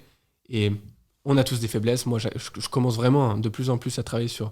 J'accepte mes faiblesses, je vais à fond sur mes points forts. Et ça transforme notre vie. Donc, je Ouais. vois pas pourquoi ça transformerait pas la vie des autres, en fait. Et du coup, comment vous allez faire avec les ateliers virtuels et cette boîte que vous avez déjà Mhm. Bah, du coup, on travaille de moins en moins dedans parce Ouais. qu'on a notre équipe du coup qui travaille de plus en plus dedans. On délègue un peu tout. Après, on fait toujours nos vidéos YouTube. Enfin, en tout cas, on les tourne. On tourne toujours nos ateliers virtuels. Mais maintenant, il y a Amandine qui s'occupe, j'ai envie de dire, d'un peu de tout. Ouais, bah C'est c'est ça. elle qui va Les... gérer, Oriane, big up, si t'écoutes ce podcast. En fait, c'est un peu les head-off. Tout le monde a Mais besoin c'est de ça. Oriane et de Amandine. Voilà. Elle va s'occuper du marketing. Elle va nous dire bon, ce serait cool de poster ça aujourd'hui et qu'est-ce que vous pensez d'aller faire ça, machin truc. Ce serait cool d'enregistrer un podcast avec Louise. Ce Ok, genre de on lui trucs, envoie un tu vois. message. Mais tu vois, on a réussi à déléguer tout en étant toujours là. Ouais. Et aujourd'hui, on a de la chance que ça tourne un peu tout seul, parce qu'on a un peu automatisé les process, justement. Nous, il n'y a pas, on appelle ça dans l'entrepreneuriat, on n'a pas de livraison, dans le sens où, une fois que les personnes sont dans nos ateliers virtuels, ils ont la formation, il y a notre espace client qui les aide s'il y a besoin, il y a le groupe Facebook qui tourne tout seul, mais on n'a pas besoin d'être là une fois qu'ils sont là. Tu vois ce que je veux dire? On regarde les messages du Scalable. groupe. Voilà, C'est scalable. scalable. Non, mais c'est vrai. Et en fait, on a décidé de prendre cette voie-là pour notre entreprise parce qu'on avait l'idée de la nouvelle qui nous inspire beaucoup plus. On s'est rendu compte que notre mission de vie, comme on a fait notre exercice d'ikigai, c'était vachement ça, en fait, de pouvoir aider les gens à se libérer et à être vraiment alignés. En fait, notre but de notre nouvel accompagnement, c'est vraiment d'aider les gens à être alignés et d'aller dans le bon sens pour eux. Attention, hein, pas en fonction de la société ou de ce que nous on C'est à nous dicterait. de pas projeter, ouais. Ouais, il n'y a pas besoin il faut pas qu'on projette, c'est vraiment pour eux, qu'est-ce qu'ils veulent et comment on peut les aider à aller sur ce chemin-là. Et donc nous, le but, c'est de les accompagner là-dedans. Et en fait, c'était super intéressant parce que l'idée nous est venue aussi, parce que les parents de Charles veulent se reconvertir, ils sont en train de se reconvertir, la petite sœur de Charles aussi, ma sœur a lancé une boîte, ma mère aussi en train. Et en fait, voir tous ces gens-là qu'on arrive à aider un petit peu au quotidien, si on discute avec eux, on s'est dit, en fait, ce serait super de pouvoir l'étendre, aller un petit peu plus loin, tu vois. Vous vous orientez plutôt vers le métier de coach. Est-ce que vous voulez plutôt faire une boîte d'accompagnement? Est-ce que vous avez un peu réfléchi déjà à ça? Parce que c'est dur, je trouve, quand on veut aider le plus de monde possible. Ouais. en fait, à trouver. Trouver le moyen, Est-ce que ça va être des formations En fait, il y aura un espace vidéo, comme on fait pour les ateliers virtuels, que les gens vont pouvoir regarder au fur et à mesure. Et il y a des espaces coaching, justement. Donc, on appelle ça coaching, même si on n'est pas coach. C'est des espaces d'échange où on va pouvoir les aider. Donc, une fois par semaine, on va se retrouver pendant 1 heure avec, du coup, que des personnes qui sont dans le même mood que, tu vois, à traverser les mêmes peurs, les mêmes épreuves, à avoir des croyances limitantes qui peuvent se retrouver des fois et quelquefois qui sont différentes, mais qui peuvent quand même aider les uns et les autres. Donc, on va faire ça dans ce sens-là. Moi, j'aimerais beaucoup, ça m'intéresserait d'apprendre un peu plus le coaching. Alors, je sais que c'est un gros mot aujourd'hui. Les gens ont un peu peur des coachs, alors que pour moi, c'est... Enfin, je comprends pas. J'aimerais en discuter avec faudrait peut-être qu'on trouve un mot français, ça rassurerait. Mais les gens entendent coach égale gourou, tu vois. Mais parce qu'en fait, ça veut tout et rien dire. En fait, tout ce qui... Parce qu'il y a tout et rien. Il y a tout et rien. Et puis, comme en France, on est quand même très attaché au diplôme, d'un côté, t'as pas d'école de coaching. Enfin, aux États-Unis, c'est vachement mieux perçu. Aux États-Unis, tu peux être coach de tout, quoi. Tu peux être coach de sport, mais coach nutrition, coach pro, mindset, coach couple. C'est quelque chose de plutôt positif. Et en fait, je pense qu'il faut voir ça vraiment comme des personnes qui nous aident à devenir la meilleure version de nous-mêmes, en fait. C'est un peu ça. C'est ça. Moi, ça m'intéresserait vachement. Je sais que David Laroche a une école pour aider à devenir coach, etc. Julien Mussy aussi, qui est notre coach actuel, il fait une partie là-dessus. Et en fait, moi, je vois plus ça dans le côté comment je vais pouvoir mieux aider les gens. Un peu quelles questions je peux leur poser qui seront assez pertinentes pour les aider, comment je peux les accompagner en fait sur ce chemin. Donc moi, ça m'intéresserait personnellement de me former là-dessus. Je vais le faire, je pense, dans la fin de l'année. Mais en tout cas, le but, ce sera vraiment de les accompagner de A à Z sur tous les blocages qu'ils peuvent avoir, parce que c'est dur de quitter un job. Nous, quand on a quitté médecine, c'était super dur, tu vois. Et c'était pas un job avec un salaire, etc.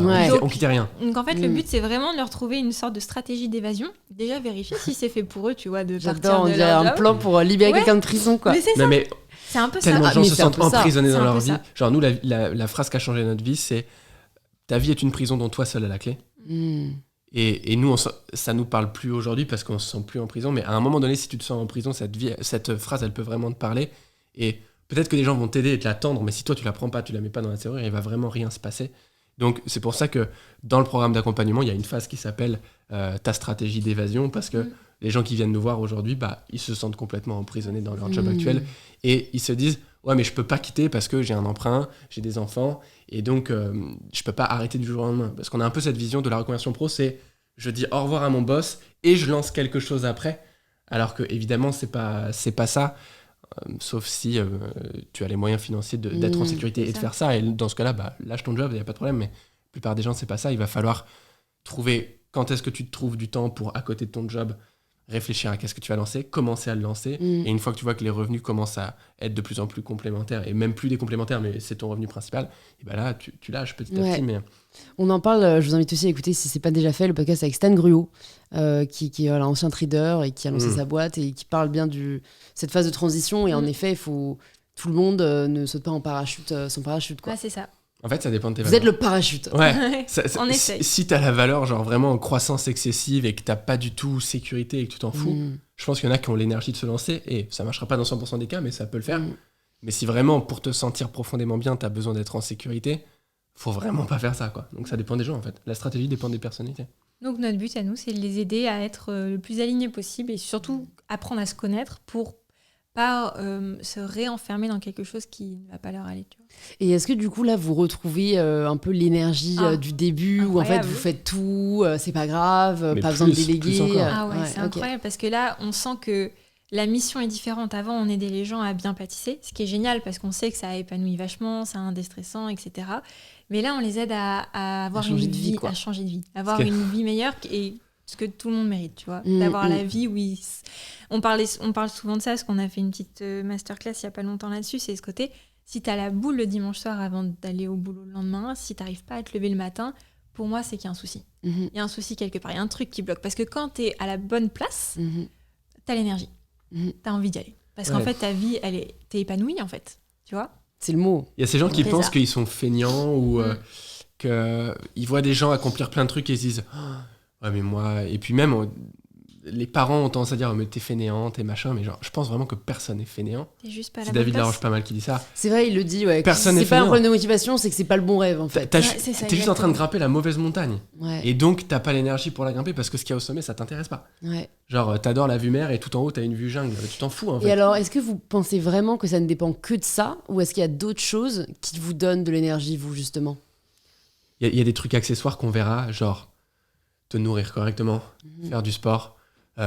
Pour ceux que ça aide, méditation, yoga, etc. En fait, Genre il y a des à faut côté. trouver aussi son truc, tu vois. Voilà. Moi, pour moi, le sport, si tous les matins je me lève et je vais au sport, je sais ma journée va être géniale parce que ça me correspond à moi. Ouais, parce que Moi, ça ma transmet mère tes a valeurs. besoin de faire du yoga tous les matins et pas d'aller au sport comme moi je le fais. Et en fait, c'est encore une fois hyper intéressant de pas culpabiliser en mode ah Charlie, Ava, ils vont au sport et moi non et tout. Mais en fait, on s'en fout. Si toi, t'as envie de bouquiner 1 heure et c'est ça qui te fait être trop bien, bah bouquine Ouais. 1 heure. Si t'as envie de dormir 1 heure de plus, bah dors 1 heure de plus. C'est vrai tu que vois. c'est vraiment une question de personnalité. C'est marrant, je partageais ce que ma cousine qui habite aux États-Unis fait. Et genre, vraiment, moi, ça m'avait interpellée, mais elle dit, moi, je me réveille, je sais pas si elle se prépare son café, et ensuite, elle va lire de la fiction. Tu vois, c'est pas du développement personnel, c'est pas genre, elle se lit un bon roman, généralement un peu fantastique, etc., pendant 1 demi-heure, 3/4 d'heure. Et en fait, c'est son moyen de calmer son anxiété. Tu vois, c'est avant même génial, ce que qu'elle tu dis. monte. Et c'est marrant parce que c'est pas un truc que tu lis dans les livres de Tellement pas. Miracle Morning, tu vois. Ouais, Non. c'est clair. Et en fait, c'est ça qui fait du bien aussi, quoi. C'est de se dire, bah, ça peut être aller faire une balade, promener votre chien, juste vous préparer un super petit déj, appeler quelqu'un. Mais c'est du test and learn, hein, comme souvent. Hein. C'est ça. Si on ne teste pas, on ne peut pas Exactement. savoir ce qui nous correspond. Ouais. Ça, on a vraiment envie de le transmettre dans l'accompagnement et c'est prévu, c'est trouve ta routine inspirante. Mm. Et ça veut pas dire, tu sais, t'as souvent pas mal de... Et genre, c'est vraiment toujours bienveillant, donc je vais pas dire ça pour taper sur qui que ce soit, mais ma routine, 24 heures dans mon assiette, etc. Et ça peut créer parfois une forme de Tu te culpabilité compares, chez les gens. Mais moi, je mange pas ça. Ah, mais moi, je cours pas tous les matins, je fais pas mon jogging. En fait, on s'en tape que tu Ouais. fasses pas ton jogging. Cette personne-là fait, et c'est génial ce qu'elle fait, elle fait tous les jours ce qui l'inspire et ça lui donne de l'énergie pour avoir tel niveau d'épanouissement et de réussite. Et ce qui va Trouve vers son qui- rêve, tu vois. Ouais. Et en fait, ça l'a rempli cette personne dans ses valeurs et donc c'est génial. Et il n'y a aucune culpabilité à avoir en regardant ce truc et en se disant, bah moi je fais pas ça, allez, demain je commence à ça et dans 1 semaine j'arrête et je me dis, j'ai vraiment aucune volonté, je suis nul, je suis incapable d'avoir des routines. Non, trouve ta routine inspirante. Si c'est de la fiction, et je trouve Ouais. ça trop bien, genre Ouais. avec ce que tu viens de dire, tu vas déculpabiliser plein de monde. Trouve ta routine qui t'inspire le plus. Par contre, je pense qu'il y a une vraie importance à avoir une routine. Ça, par contre, j'en suis convaincu. De faire un petit peu la même chose tous les jours parce que tu sais que ça te donne de l'énergie et tu sais que c'est un moment que tu prends pour toi et tu te laisses pas avoir par j'ai ça à faire, je dois faire ça, genre le il faut, je dois, c'est l'extérieur qui te le dicte. Mhm. Et il faut mettre beaucoup plus dans sa vie de je veux, J'ai j'ai envie de. Mais sachant qu'une routine, enfin, c'est. Moi, le mot de routine, je l'aime pas trop. Ouais, C'est- pareil. Alors pour le c'est coup, c'est un mot plus- français, on peut ouais. pas blâmer. Ouais. Mais pas c'est comme plus coaching. le côté, je sais pas si discipline Rituel c'est ou- mieux, mais peut-être rituel. Rituel bien Ouais, être, tu ouais, vois. rituel bien-être. Et Allez. c'est du genre, parce que adjugé. routine, c'est genre, c'est toujours la même chose ou Bah, quoi. en fait, il y a un Alors qu'un côté ri- chiant. Il y a hein, un côté il y a chiant des au jours à mot, je zèle. suis d'accord avec toi. Alors qu'un rituel, tu vois, des fois, tu peux avoir envie d'aller courir, des fois d'aller faire du sport en salle, ou je parle du sport parce que c'est notre truc à nous, encore une fois, ça veut pas dire que c'est ce qu'il faut faire, mais chacun peut avoir son rituel. Le café le matin, il y en a qui, ça va Ouais. être un rituel, tu vois, un rituel bien-être pour certains, et d'autres, ça va être le thé. L'écriture, le journaling. L'écriture, Ouais, il y a tellement. tellement de choses, ou même juste écouter un podcast. Ouais, Ou alors un ça, moi, podcast. ça, c'est le rituel auquel je ne dérange jamais. Mais c'est un moment Et pour toi. C'est un En tout moment cas, pour moi. toi. Et ce qui Rituel, est c'est bien, bien. c'est que c'est des trucs que tu peux faire partout. Parce que Ouais. moi, fut un temps, c'était un truc beaucoup plus chargé. Mm. J'en avais parlé, j'avais fait une vidéo justement à l'époque où je lisais le Miracle Morning, parce que tu vois, je voulais laisser quand même le Il est choix. génial ce livre. Il est très bien, tu vois, mais au fond, bon, alors moi, ça m'a pas transformé ma vie, mais je pense Mm. que j'étais déjà à un Ouais. endroit où j'avais envie d'être. Mais en fait, va faire tes exercices, ta Mm. lecture, ta méditation, tout machin. En fait, voilà, quand je suis en shooting, là, je ne sais quoi, en peux Italie, je vais pas dire à tout le monde, bon les gars, enfin, Ouais, je me c'est réveille 1 heure plus tôt. Si je mets de la musique, c'est normal, c'est vraiment une routine. Non, tu vois. Alors que le podcast, franchement, c'est, enfin, juste. A priori, Ouais. on mange, donc on a un truc à écouter, on a un truc à préparer, Clairement. et c'est une dose d'inspiration Tu te quotidienne lances. que voilà, c'est que tu passes un mauvais jour ou un bon jour, tu t'entends des témoignages Ouais. de vie qui te rappellent qu'en fait rien n'est stable et que Ouais. tout change et que tu peux changer C'est aussi ça. à tout moment, quoi. C'est le problème des méthodes. Genre, les Ouais. livres qui te donnent la méthode pour. Mm. Bah, ça va hyper bien marcher sur un petit pourcentage de la population Mm. parce qu'ils sont pareils, ils sont sur les mêmes valeurs. Et là, par contre, tu crées des résultats énormes. Et je pense même qu'ils le savent, les mecs qui écrivent ces bouquins. Et ils se disent, quitte à ce que 95% des gens, ça les aide pas, je m'en fous parce que les 5% vont vraiment transformer quelque chose. Et c'est OK. Mais les méthodes, c'est hyper limité. Et apprendre aux gens à trouver leur méthode, pour moi, c'est la step d'après du coaching développement personnel. Ouais, c'est comment construire ta propre méthode. Ouais. Et après, je pense qu'en vrai, enfin moi, j'ai jamais lancé de méthode, mais fut un temps où j'aurais pu être persuadée que ce qui marchait pour moi marchait pour tout le monde. Ouais, moi aussi. Mais c'est un manque de sagesse, hein, tu vois, c'est la jeunesse. Ouais. Mais en fait, tu vois, je pense que peut-être ces personnes-là écoutent, tu vois, je sais plus, j'ai lu un truc, c'était sur le jus de céleri, quoi. Le mec, il est persuadé que le jus de céleri, ça va transformer la santé de tout le monde. Mais en fait, non, parce qu'on n'a pas le même corps. Il y a des gens que ça va peut-être aider de manière fantastique, d'autres gens, ça va rien faire, tu vois. Et en fait, tu peux pas savoir et ça vaut peut-être pas le coup de tester tout et n'importe quoi non plus, quoi. Donc, c'est ce qui vous parle, ce qui vous attire, ce qui, on l'espère, est quand même un peu baqué par des études, quoi. Ouais. Mais c'est dur de pas se faire avoir par... Je pense que ça fait partie encore du côté, il faut s'accepter. Et s'accepter, c'est pas forcément écouter des podcasts, c'est pas forcément faire du sport, c'est pas machin. Et une fois que tu as compris que ta vie, tu la vis pour toi et que tu es différent de tous les êtres humains, parce qu'on est tous différents, bah là, tu peux créer ton rituel sans culpabilité et en mode, ok, je m'accepte. Et s'il bouge, il bouge. Et si je le fais pas, je le fais pas, tu vois. Et vous avez quand même des modèles, des personnes qui vous inspirent. Vous arrivez à pas tomber dans ce piège de la comparaison ? Moi, bizarrement, je me compare beaucoup à Charles. Parce qu'on est ensemble au quotidien, justement, il a une énergie que j'ai pas et que j'admire beaucoup. Et j'apprends petit à petit à moins me comparer. Et justement, le coaching m'a énormément aidé, même si c'est des gourous, les coachs. Non, mais tu vois, ça m'a vachement aidé. Sinon, d'autres personnes, est-ce que... Je crois pas, moi, personnellement. Des entrepreneurs, mais de partout. Et c'est pas toujours facile. Genre, moi, mon plus gros problème, c'est quand je vois quelqu'un qui est plus jeune que moi, qui a un plus haut niveau de réussite, etc. Enfin, ça a été mon problème pendant très très longtemps. Ça est de moins en moins, je peux pas le dire que c'est à zéro, mais tu vois des gens de 20 ans qui sont à peu près là où j'aimerais être, en tout cas de ce qu'ils montrent. Et justement, cet exercice de si t'étais exactement comme eux, qu'est-ce qui n'irait pas ? Qu'est-ce qui en fait te remplirait pas du tout dans tes valeurs ? Ça m'a vraiment relâché dans ce truc de comparaison. Même David Laroche m'inspire énormément. Mais là, j'ai pas encore trouvé ce qui m'inspire pas dans son parcours à lui. Mais ouais, il y a énormément d'entrepreneurs, de sportifs de haut niveau. Moi, je suis un fan de Rafa. Là, on est en plein Roland-Garros, donc lui m'inspire beaucoup. Je pense que c'est important d'aller puiser de l'inspiration à partir du moment où ça te crée pas un sentiment d'infériorité et un complexe énorme. Et on a tendance à confondre un peu inspiration et admiration. Genre, inspiration, c'est vraiment j'ai envie d'aller là, c'est génial. Admiration, c'est il est intouchable pour moi, il est sur un piédestal. Il est parfait. Et il est Rappelez-vous qu'on ne connaît jamais toute l'histoire. C'est ça, c'est le fantasme. L'admiration, c'est le fantasme. L'inspiration, c'est j'utilise cette personne comme une énergie pour moi m'améliorer. Et je fantasme pas qu'il est parfait, mais juste ce que je vois de lui et que j'aime, j'ai envie d'y aller. Vous avez réussi à travailler sur ce truc de, en fait, la vie, c'est pas une course. On l'a beaucoup travaillé. Bah ouais, avec parce que en fait, aujourd'hui, les réseaux sociaux permettent tellement de la comparaison permanente que, comme tu dis, on a l'impression que parce que y a une personne qui est plus jeune que nous qui réussit mieux, ça nous invalide. Ouais. Mais en fait, il y a pas de médaille à la fin, tu vois. Mais pareil, là, entre la théorie et la pratique, c'est pas toujours facile. Je pense que t'as une réponse ou pas ? Parce que j'ai deux trucs qui m'ont vraiment aidé. Première phrase, c'est quand deux hommes courent dans la mauvaise direction, celui qui gagne, c'est le premier qui s'arrête. Genre. C'est fort, ça. Ça, mais j'ai lu Prenons le temps de méditer. Ouais, je vous laisse dire dans les commentaires ce que vous pensez. Je te crée des commentaires. Allez, vas-y. Il y a pas, ici, il y a YouTube, ça va. Je veux dire, sur le podcast, il n'y a pas de commentaires. Non, on peut laisser des avis si vous aimez cet épisode. N'oubliez pas de laisser 5 étoiles sur Apple Podcast ou Spotify. Vraiment, cette phrase est trop puissante. Ouais. Quand deux hommes courent dans la mauvaise direction, le premier qui gagne, c'est celui qui s'arrête. Vraiment, posez-vous la question si vous êtes en train de courir. C'est le côté de la mauvaise montagne, c'est pareil.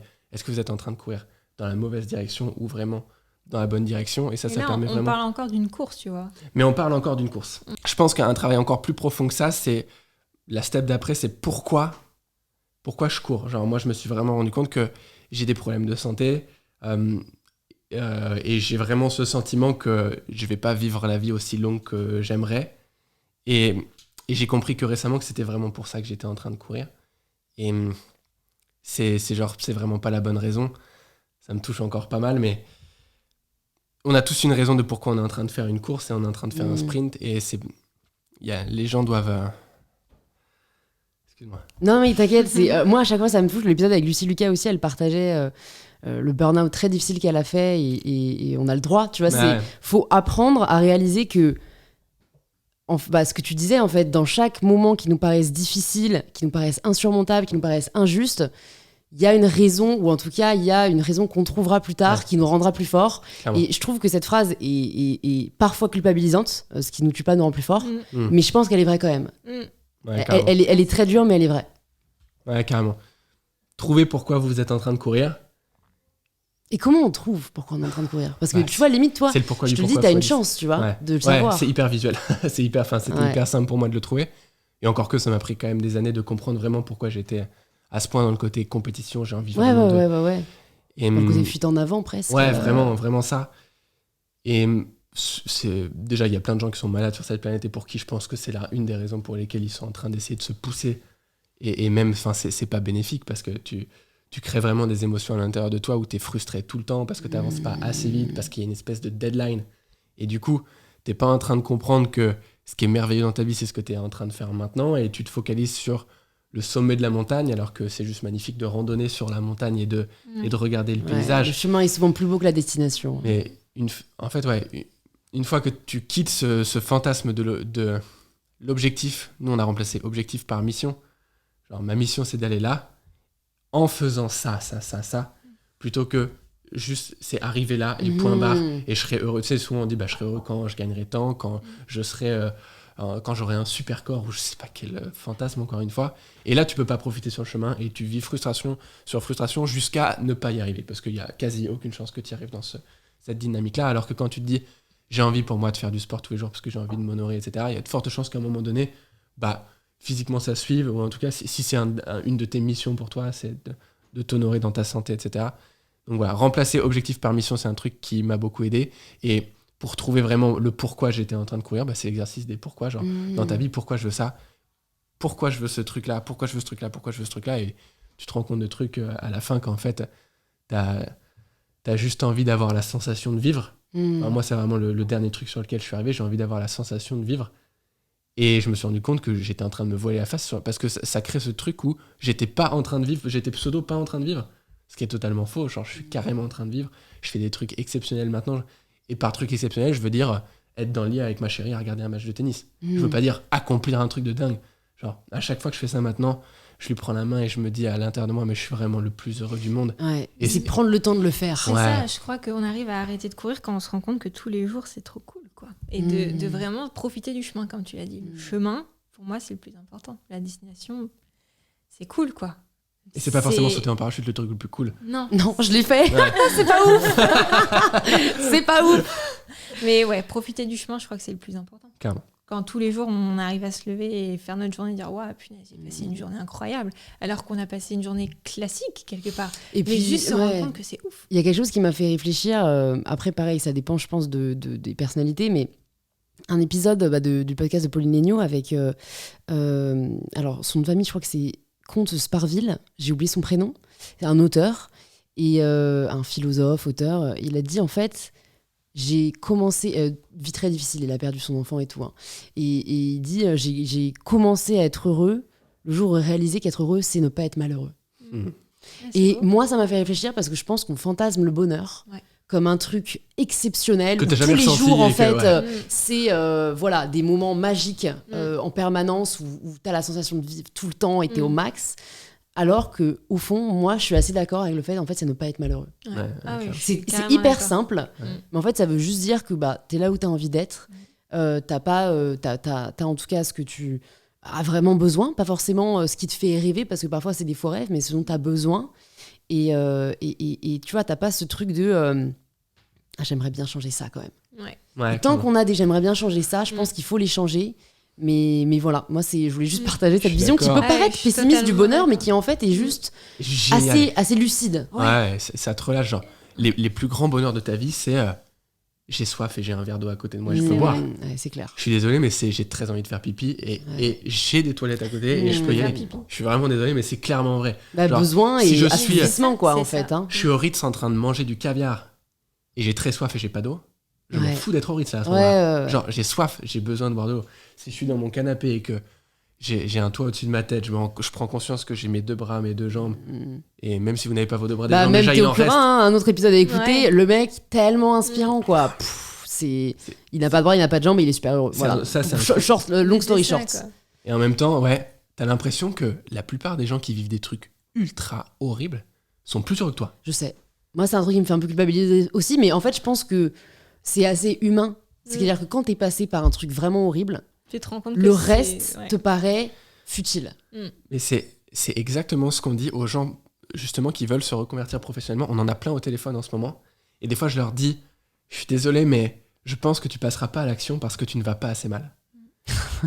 Et ça les choque et c'est fait pour. Ouais. Parce que je veux engager leur ego à ce moment-là et qu'ils se disent non, mais j'ai vraiment envie de changer. Là, ils croient que je vais pas y aller. Et du coup, je sais que ça va les aider. Mais Et puis au moins, ça fait le tri dans ceux qui sont vraiment motivés clairement, ou pas, quoi. quand tu touches le fond, t'as pas le choix. Bah, t'en as qui utilisent une autre solution, bien sûr, et c'est terrible. Genre, ils mettent fin à leur vie. Et t'en as qui sont obligés. Si tu fais pas ça, t'es obligé de trouver des solutions pour aller dans l'extrême inverse et t'en sortir. Et donc, forcément prendre conscience de tout ce qui te reste plutôt que de mettre de la conscience sur tout ce que t'as pas.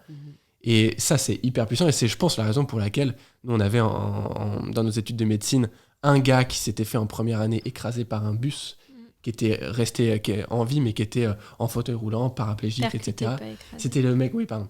Parce qu'écraser, c'est. Non, percuté. Je crois que t'en survis pas. Percuté, non.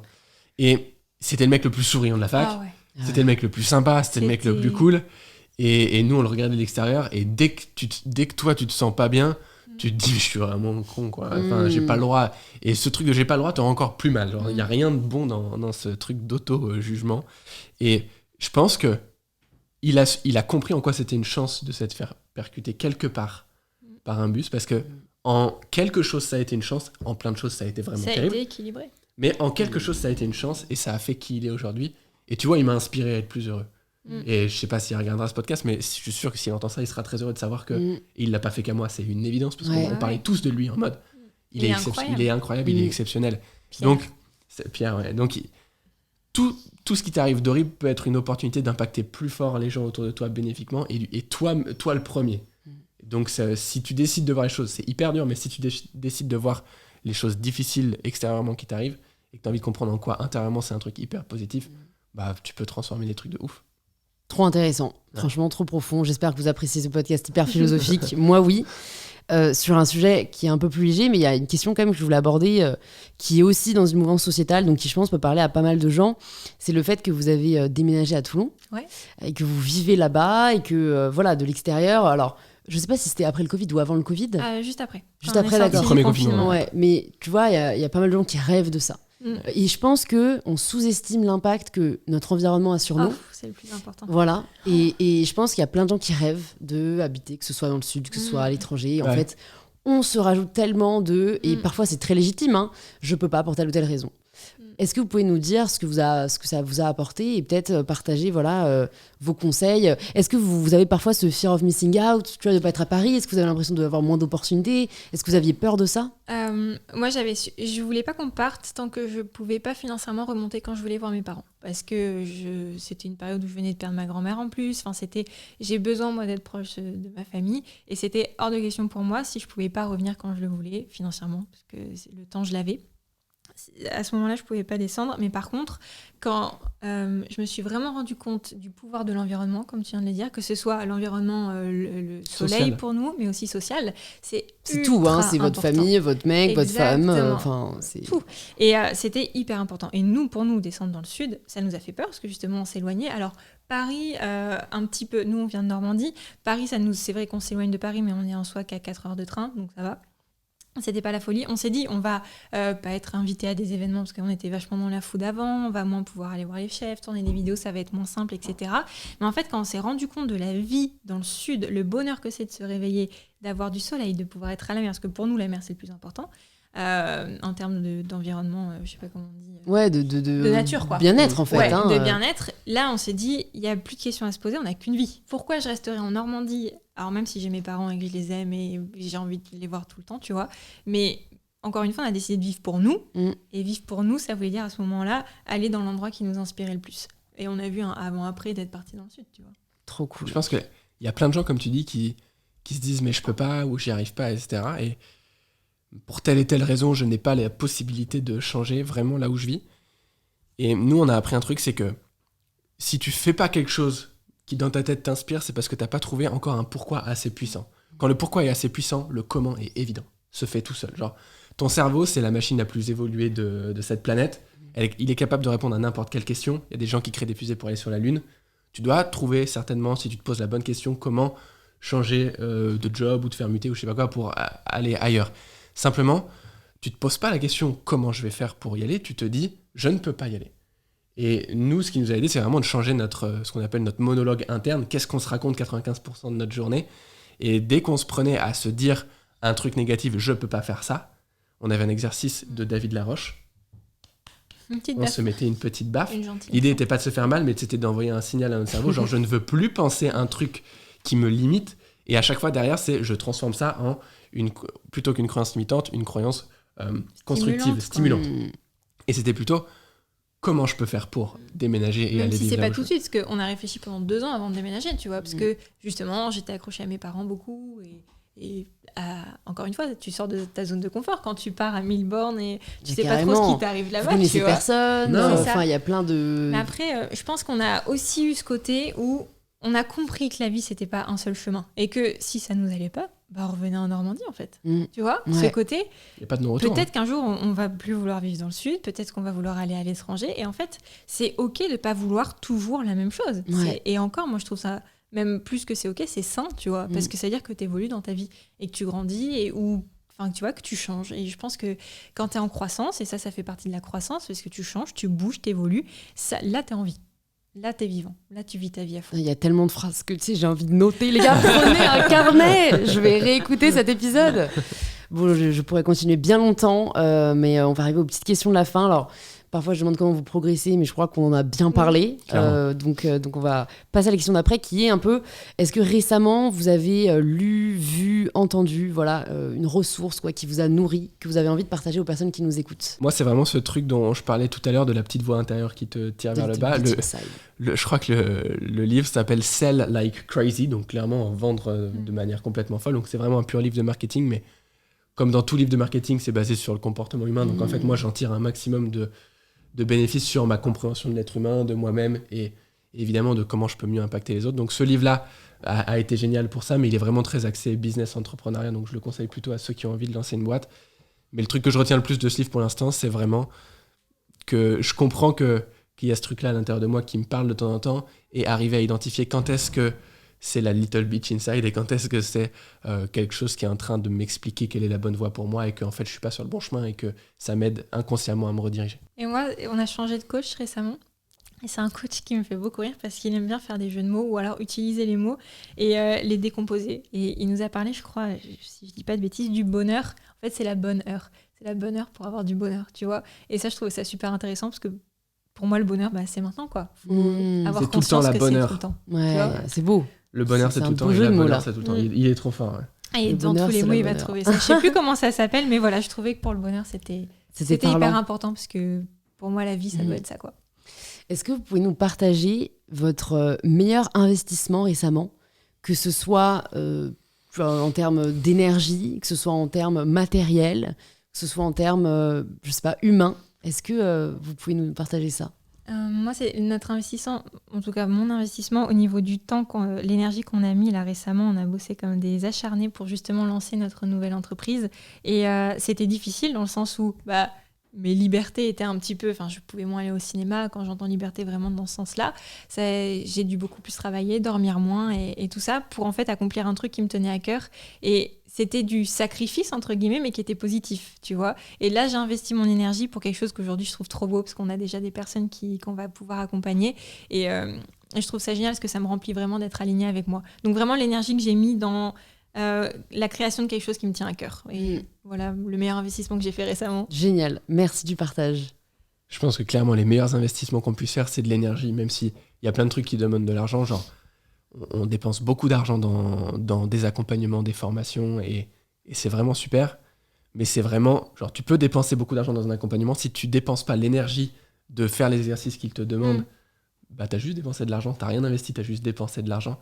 Et le dernier exercice qui, pour moi, a fait le plus gros avant-après, c'est comprendre quelles étaient mes 3 valeurs. Je vais le répéter parce que vraiment, j'ai envie que les gens fassent cet exercice. Et je peux expliquer comment il nous a fait faire l'exercice pour que peut-être les gens arrivent à le faire, parce carrément. Que sinon ça peut être un peu superficiel. S'ils sont arrivés jusque-là, c'est des vrais, ils vont le faire.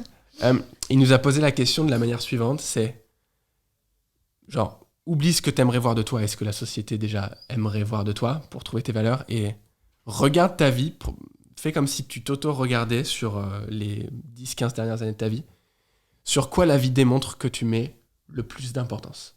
Quels sont les moments sur ces 10-15 dernières années où tu t'es senti le plus heureux et qu'est-ce que tu étais en train de faire à ce moment-là. ça prend pas 5 minutes à faire cet exercice. Ouais, ça prend du temps. C'est vrai. Dégagez-vous la journée Ouais. ou la demi-journée. Ouais, Ou faites-le sur plusieurs temps aussi, tu vois. prenez vraiment du temps pour vous poser cette question-là.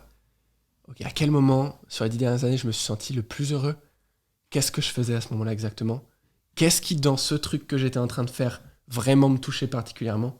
Pourquoi ça me touchait? Et plus tu décomposes cet exercice-là, plus tu arrives sur vraiment ta valeur profonde et tu essaies d'en trouver 3 vraiment. Quand tu en trouves 3, bah après tu essaies de passer un maximum de ton temps à faire un de ces 3 trucs ou à être dans une de ces 3 situations. Et je pense que le bonheur, il est hyper plus accessible dans cette zone-là.